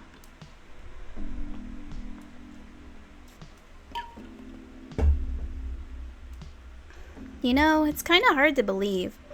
Someone like Gala could be your best friend. We were just talking about that before you arrived. Oh, really? Man, I missed an interesting story. So how did you guys meet? Seriously, I have to retell the story?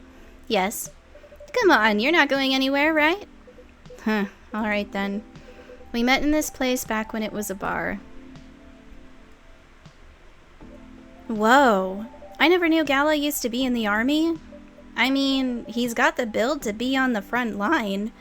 Still though, why did he make the jump from, how should I say this, a very physical job to medic?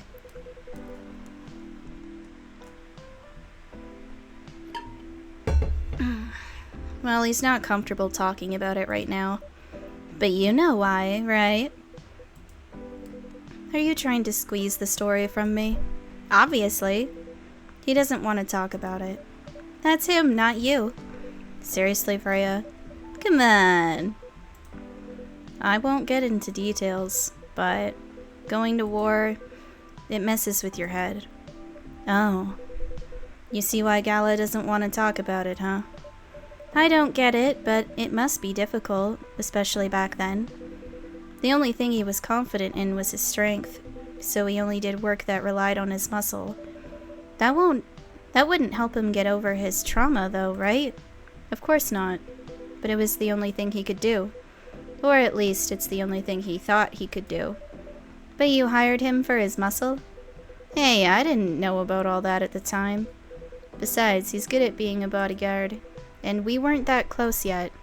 So no personal feelings. I needed his strength. But then I got to be interested in him. Interested?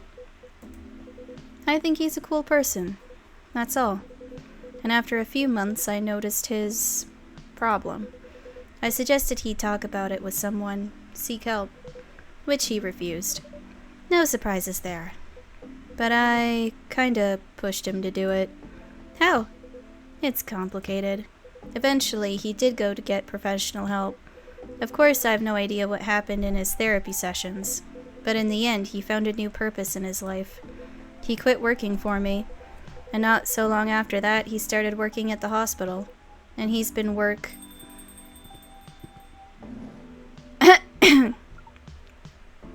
Good evening, everyone. Hoo boy. Good evening. It's nice to see you again. We are also glad to see you, barista. By the way, I didn't catch your name the last time you visited. Do you have a name? Name? We sure have. On Earth, please call us Neil. Neil. Yes, Neil. Is that your real name? Oh, of course not. Due to the nature of our communication, we do not really need trivial things like names to interact. But from what we have learned here, it seems like the name Neil has a lot of associations with Earthling efforts in intergalactic exploration. I get what you mean. I believe we did not meet the last time we were here. I saw you from afar when you left the coffee shop a few days ago. So hello, my name is Freya. So you could say I'm a regular here. And you, sir? Hyde. You come here often? For someone who doesn't live in Seattle, yeah. Ooh, you are not from around here. Neither are we. Where do you come from? Far away. By far away, you mean a few thousand miles, or more? More. Much more. More to the point that your strange calculation system means nothing. That sounds far away indeed. What are you doing here in Seattle? And do all your kind dress like this? Oh, this? We chose this appearance based on an image we saw when we first arrived. Image? Ah, the Arami Jindru album cover. No wonder you look familiar. As for what we are doing, this place is really the perfect spot to practice our communication skills with Earthlings. But before that, please let us order something from the barista. What do you want to drink tonight? The usual. That is how you say it, yes? Yes. So, anything? Yes, we won't be able to taste the difference anyway. You really can't taste anything? Yes. What if I can brew a drink that can make you feel something? Interesting premise. But we doubt you will be able to do that. Challenge accepted. Please surprise us.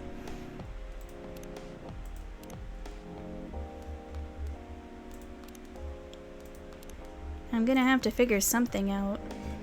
I think there's like a recipe on here that he likes or something. Couldn't tell you what it is though. Besides the one from last time that I tried. Ah, Milky Way. Could try that. Milk, honey, and mint. Let's try it.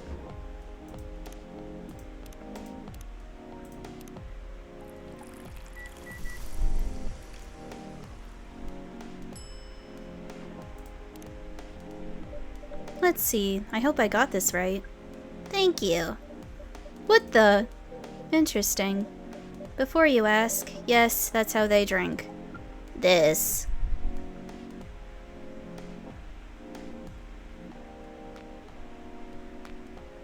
There's a lot of colors. What is this? We have never been able to taste anything in our life. But this is a breakthrough. We have to report immediately. Done. Thank you so much from all of our kind. You are one interesting person. Thank you. That was a compliment, yes? Normally, yes, but you can't be so sure with Freya. That definitely was the highest form of compliment. What are you, Neil? Us? We are travelers, doing our job in the space you call Milky Way. What kind of job? We are tasked with the mission to spread our seeds. You really are here to find a date. All the way from a galaxy far, far away. Wow. It turns out pervs exist everywhere in the universe.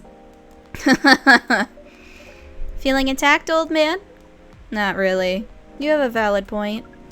We do not understand. But we are glad if we can make you laugh. Oh, the pleasure was mine. If I may ask, why do you have to breed with us? We are sorry, but that is classified information. Aw, man. But we believe it is alright to share it with you tonight. Thanks to this eye-opening drink from the barista. Oh, so this is a new dialogue option. Wait. He has nothing listed on his profile, and I got instant full... Okay. Instant full friendship, just from that drink. Noted. What? Did not expect that. I owe you this story. So why? Everyone, including us and you and everyone else, is tasked to keep the balance of the universe. But sometimes it is hard for some civilizations to maintain balance by themselves, because unknown threats that are beyond each civilization's power can appear. And that is where we come in. I still don't see the relation between that and impregnating us. You're quite dense, aren't you? Hey! You came here to give seeds, so a half-breed of your kind can be born on Earth. That is correct. The half-breeds will be half Earthling and half whatever you are. Yes. Assuming that you have some powers that we can't comprehend, you are trying to make sure Earth will have its own protector. That is 100% correct.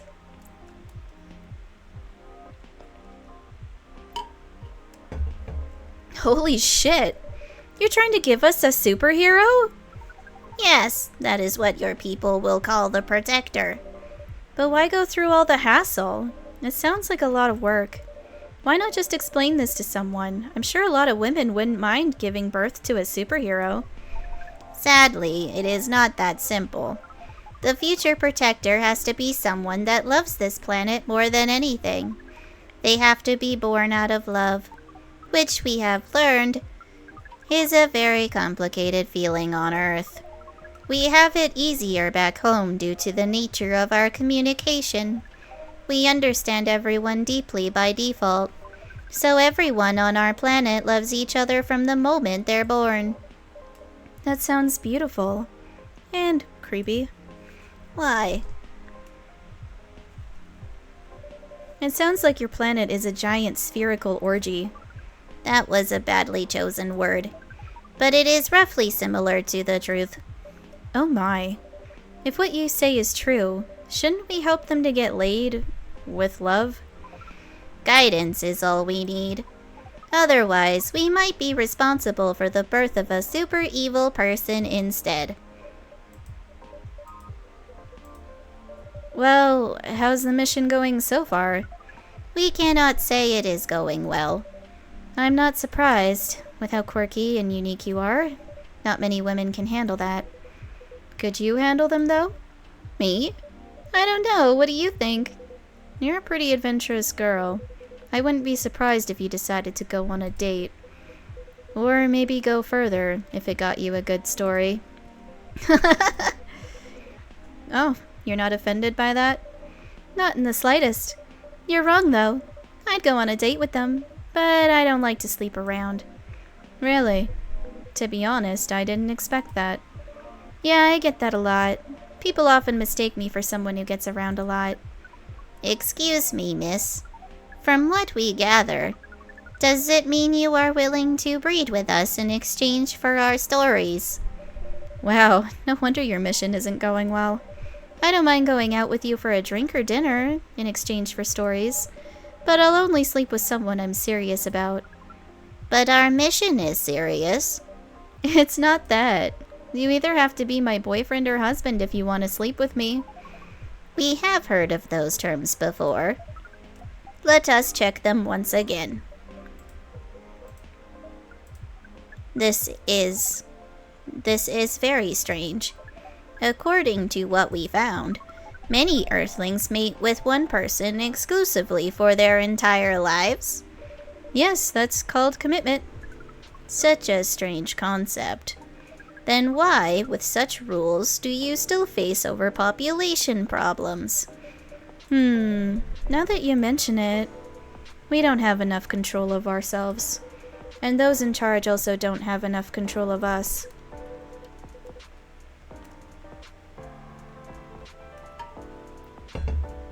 Not to mention some races live for a very, very long time.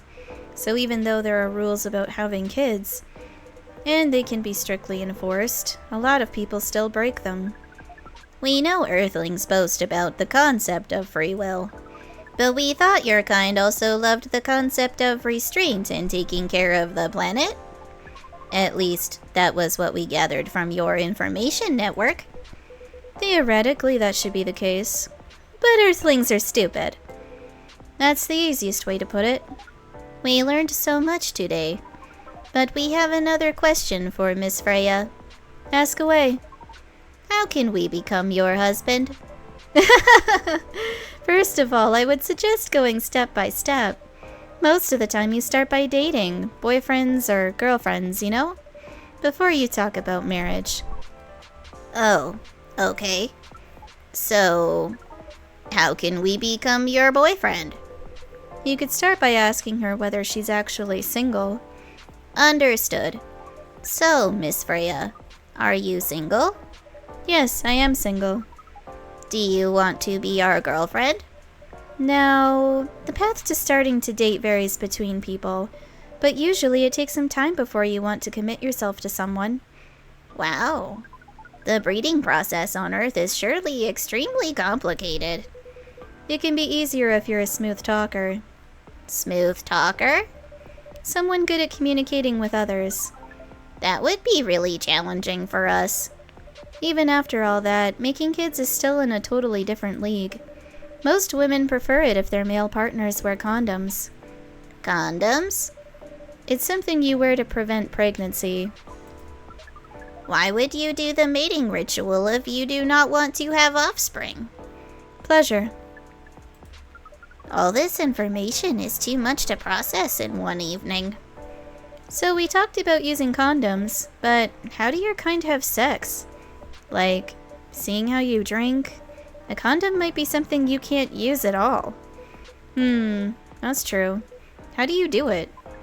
We are pretty flexible with that, but we cannot tell you the details unless we agree to do the mating ritual. I don't want to imagine how it's done. Oh, you do not need to worry. We will not hurt anyone physically or mentally. Yeah, I'm not so sure about that. Especially the mental part. We did our research, and we tried it on the testing subject we made. It was proven. The mental capacity of Earthlings is far more complicated than anything else on Earth, sir. Oh, we did not know that. Being born on Earth sounds very difficult.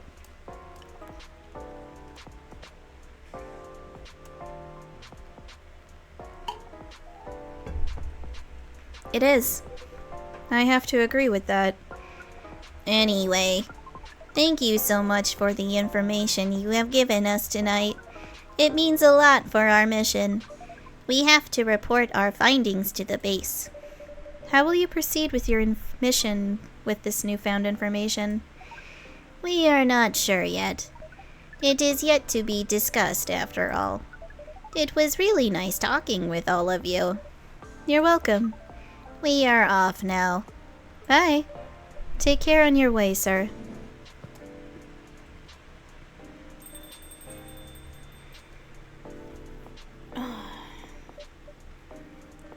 Excuse me. That was really something. Indeed. You said the first time they came here was for a date, right? Yeah, but their date never came. And then they mistook Miss Myrtle for their date. The game developer orc? Wow, I tried to think how that went. It was pretty awkward. But you can't be angry at such naivety. I guess so. By the way, has that young woman been back since I spoke with her last time? You mean Miss Lua? Yeah, her. Oh, showing some concern now, are you? I'm just curious.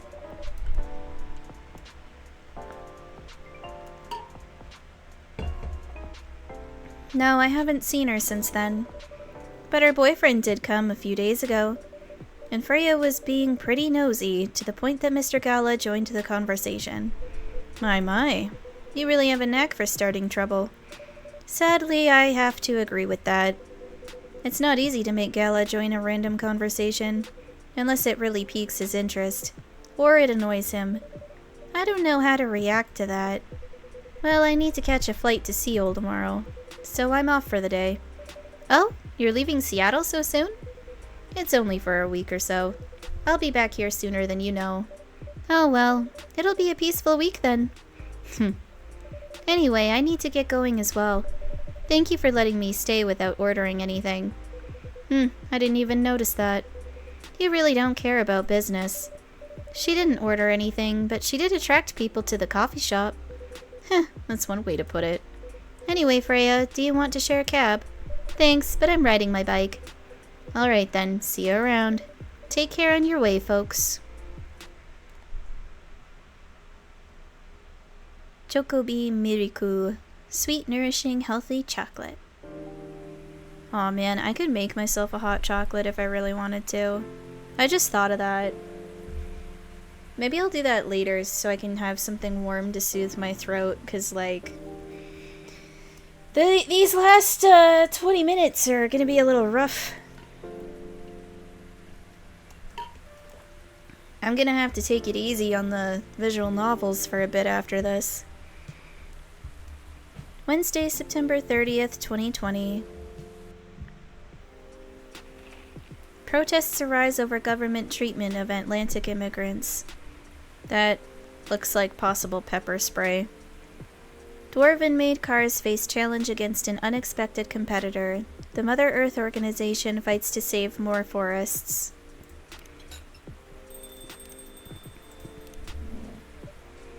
Loving in silence. It was a Saturday night. As usual, I picked her up from her apartment for another Saturday night date. I used the word another, but to be honest, this was the first actual Saturday night date we'd done since I don't even know when. It wasn't every week a cool event related to our hobby happened, so we, or I suppose I should say, weren't going to miss this chance for a cozy evening in her apartment. We'd only been dating for 4 months, and I kid you not, we couldn't have been more different.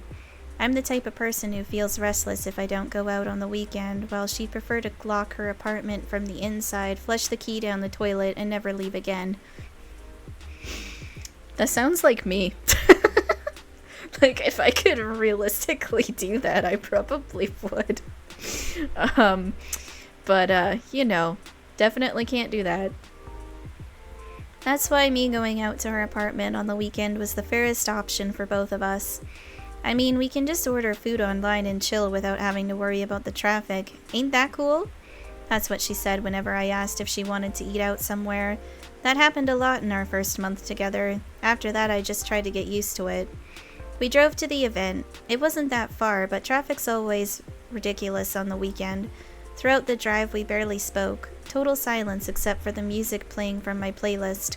If she knew the song, we would sing along to the song. If not, then total silence it was.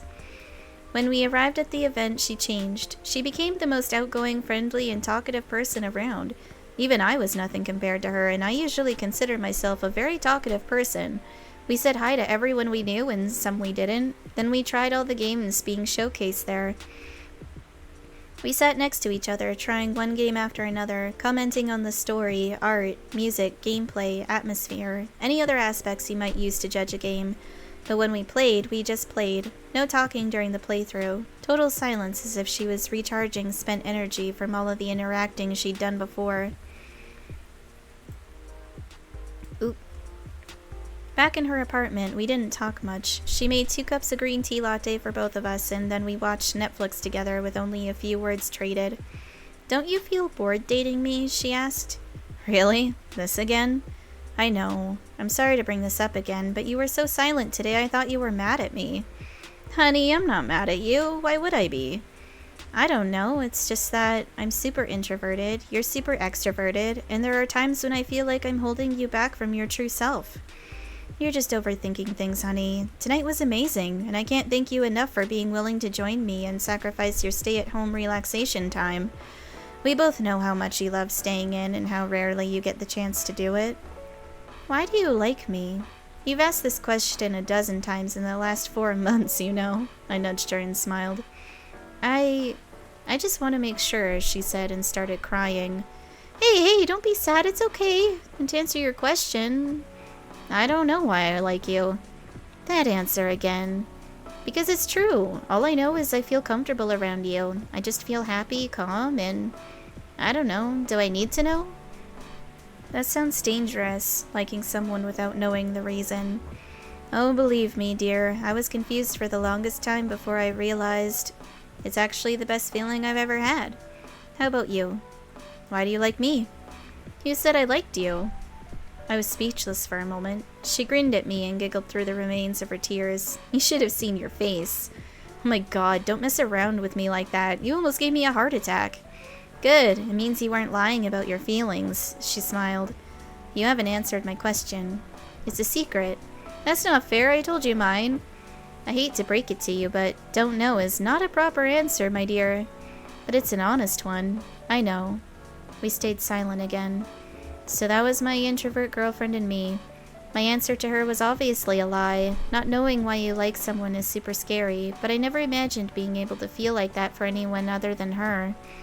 At least, that's how I wish things could be, I thought, as I drove back home, alone in my car, in total silence. Welcome. Good evening, sir. Hello. I'm from the Federal Immigration Regulation and Enforcement Division, or FIRE for short. How may I help you? We've heard reports of alien sightings in this area. We take the issue of illegally interstellar immigration seriously.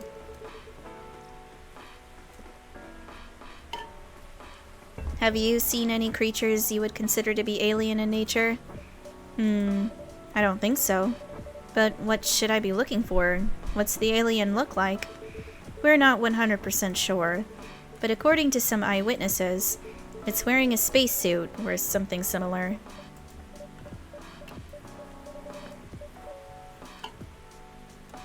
That's, a pretty eye-catching outfit.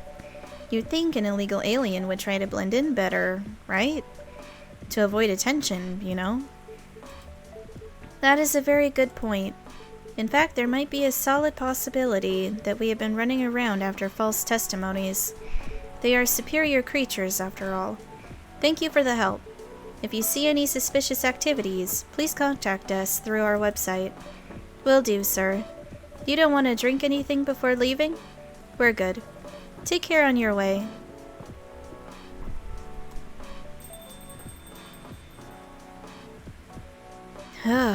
You really need to be more careful, Neil. Huh? Good evening, Micah Ghost. Yo. Hello, Miss Aqua, Miss Myrtle. Have you both been somewhere together? We planned to meet here. It's just a coincidence we arrived at the same time. Would you like to order anything? Do you want to order first? Nah, you go first. Okay. Can I have a cup of green tea with a lot of mint? I think there might be a thing for that on our little handy dandy guide.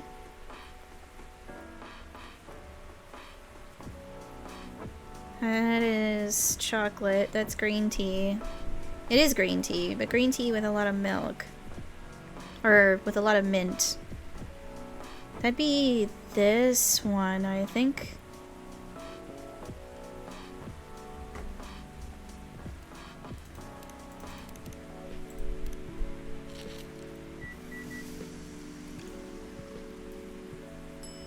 Yeah, the Marrakesh, I think is how you say that.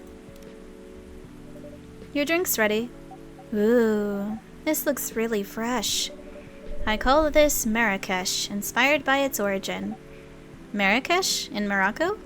I heard the people there really love tea. Let's give this a try then. Oh my, it's warm, but very refreshing.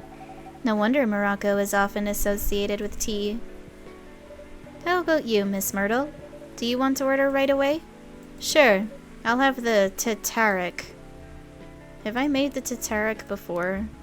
I feel like I haven't.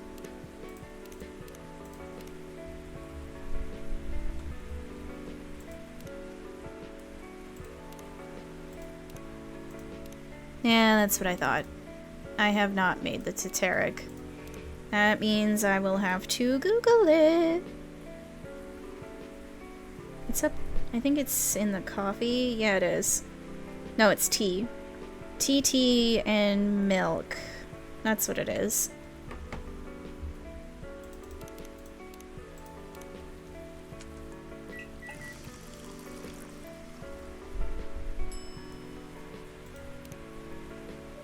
Here's your Tataric. Huh? Is there anything wrong? No. It's better than I thought it would be, actually. The taste is really authentic. Just like the Tataric you get in Southeast Asia. Thank you for the compliment. Where did you learn to make it? I traveled around Southeast Asia a few years ago. So you learned about it in Malaysia? Yes, and from videos on the internet. So, how are things going in the office? As usual, tiring. But thanks to you and your team, we've made some good progress with a problem we've been stuck on for a while.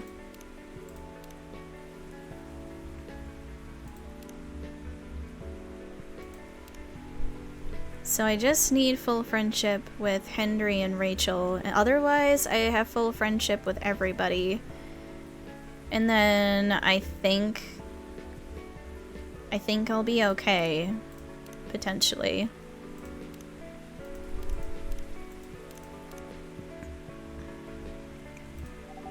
I'm glad I could be of help. It's not every day our research can have an impact as direct as this. Only a few weeks after publication, no less. The thing is, even with your help, we still need to do a ridiculous amount of overtime to make sure the game will be available for the holiday season. Oh, I want to say please don't forget to rest, but I'm sure it won't be that easy for you and the team. Huh. As if those executives care about us. Overtime is not mandatory, they'll say. Please see your family, get some rest. But we all know that optional overtime is a passive-aggressive move. We'll stay longer in the office anyway, because if you go home earlier than the others, you'll feel bad for them. You'll feel guilty. I understand that so much.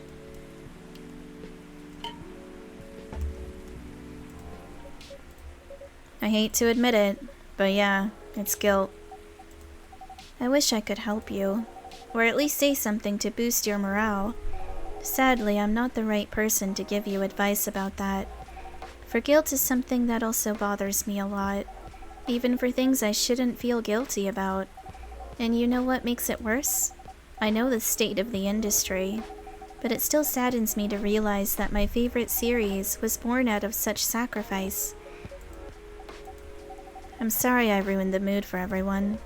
Don't worry about it, Aqua. I'm not that bad off, you know. At least the company gives us decent compensation. Healthcare, bonuses, and so on. And we're already used to this. So don't you worry about me, okay? Getting used to unhealthy working conditions shouldn't be a norm. Hey, cheer up. Remember, your research helped us out a lot. Thanks to you, the rest of the development is going to be much easier. How's your game going, by the way? Actually, I have some good news about it. What is it? The game got approved to be showcased at Max West this year. That's really good news. Congrats. Thank you. So, what's the problem then? I haven't confirmed my attendance to the organizer. Why? Confirm it, fast, before they give your spot to another indie. I'm just not sure about it. What's stopping you? Cost? The booth is free for indies. That's good then, and the event's even in Seattle. You don't need to spend anything on travel or accommodation. It's a golden ticket. But I'm not that confident. You passed the selection process, right? That should be enough validation to reassure you of the game's quality. If I'm not mistaken, the judges are usually prolific people in the industry, and also senior journalists. I know, but I've told you about my game, right? It's pretty non-traditional, and thousands of people will be visiting Max, expecting Full Metal Conflict and other bigger games. Every game has its own market, you know, and you'll be in the indie area. People know what to expect there. Gamers aren't stupid. What if some haters visit the booth? What if they don't like my game and say bad things about it? Or about me? That's not gonna happen. It's an expo, not the internet. People are way nicer in real life.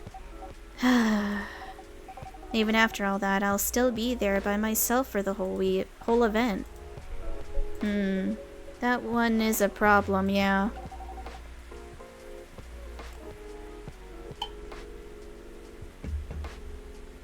Meeting that many people is already scary enough. Doing it for 4 days straight? Showing my baby to the public? I just can't imagine the horror.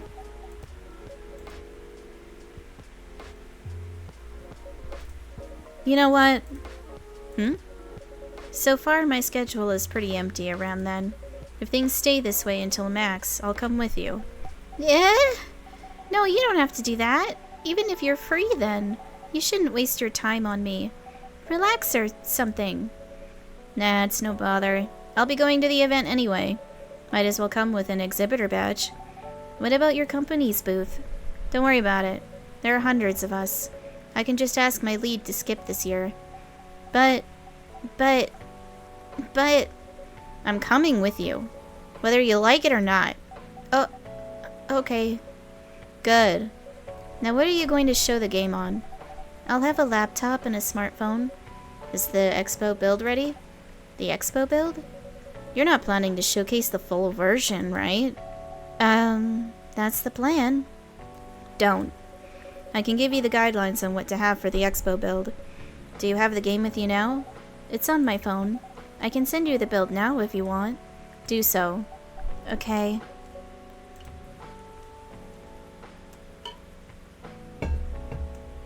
Got it. Now let's see.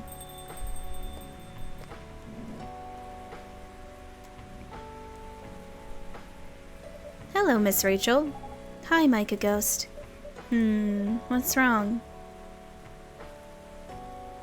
Huh? Nothing. I've just been practicing all day and I'm pretty tired. Are you having a concert soon? Don't tell anyone yet. It'll be announced tomorrow. But I'm going to perform at Coachella next week. They're still adding new performers? Yeah, you might say that those announced this late are backups. Oh. But it's still the biggest festival in the country. Yes, and I'm excited for it. I think I should celebrate with a special drink, something sweet. What do you want to order? A sweet hot chocolate. Let's see. I think that's down here somewhere.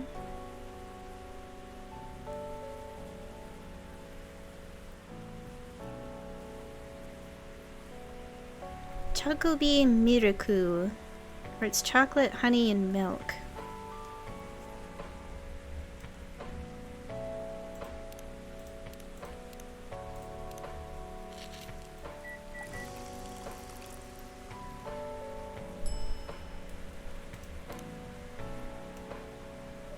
Here's your drink. Oh, it looks very pretty.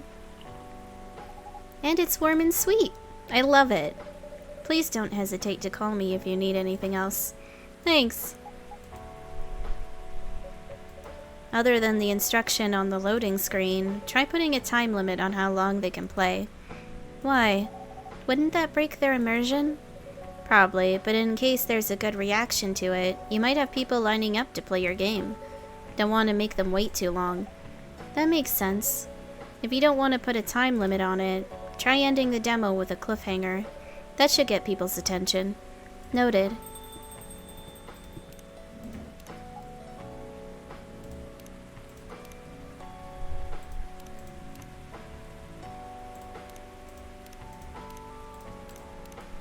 Dad? What are you doing here? After what you did at the studio this evening? I was worried. I couldn't find you anywhere around the studio, so I thought you'd be here. And now you're causing another ruckus. We're sorry, Micah Ghost. We didn't mean to cause you any problems. You are sorry. I don't have anything to be sorry for. Well, anyway, I better order something. What are you having? What would you recommend? Might I suggest a cup of Spanish Sahara? Oh, what is that? It's basically hot chocolate with milk and ginger. Sounds delicious. I'll take that Spanish Sahara. I am going to have to find it.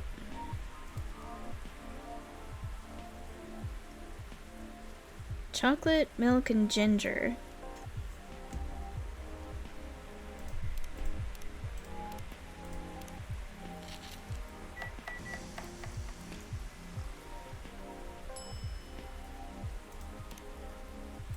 Gonna dismiss that ad there.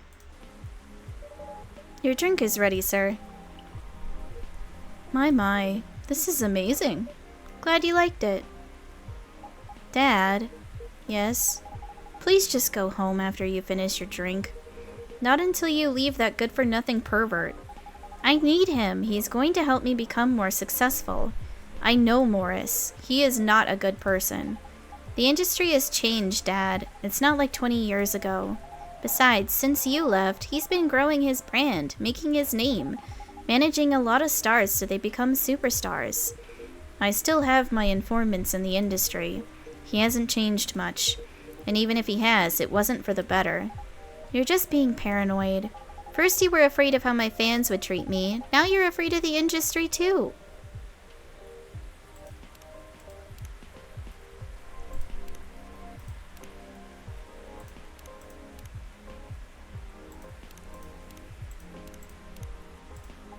What's next? You'll lock me in the house because you're afraid of the air I'm breathing? You're just too young to understand. Then make me understand, because this is definitely not helping. There are better ways. Didn't you learn anything from Mom? You were together for almost 15 years, but you learned nothing. Not even how to talk to your own daughter. Rachel, I'm sorry, but I'm trying, okay? Try harder, because right now, you're not helping anyone. Not me, not you, no one. I know, but give me a chance. You know what? It will take time for me to learn, but I am learning. Or, you know, I could return to the industry. I could try to be your manager. Dad, are you out of your mind? You've been out of touch for so long.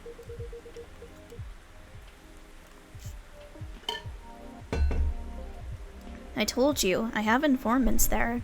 I'm not that out of touch. Of course there are things I'd need to figure out, but it doesn't work that way, Dad. You know what? You know that.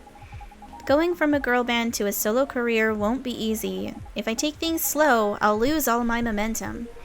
If you don't want me to be your manager, can you at least choose someone other than Morris? I don't think so. Mr. Lister is at the height of his career now. He's my best chance right now. Don't be too paranoid, okay? I've made my decision. Now please go home, relax, and don't ever come to the studio again. I'm going back there. I need to practice for the festival. It's only a few days away, and it's a big chance to boost my presence as a solo artist. When are you going to be home? I don't know. I'll be staying at the hotel the label provided. But that's... See you, Dad. Wait, Rachel!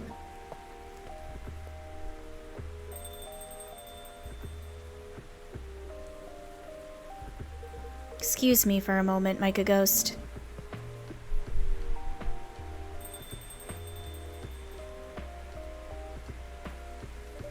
I'm sorry about what just happened. You don't have to apologize. Yeah, we were busy minding our own business anyway.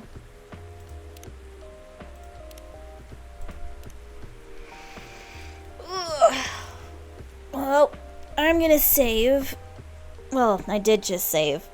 And then I'll leave it at that for now, because that's the time I've allotted for stream today.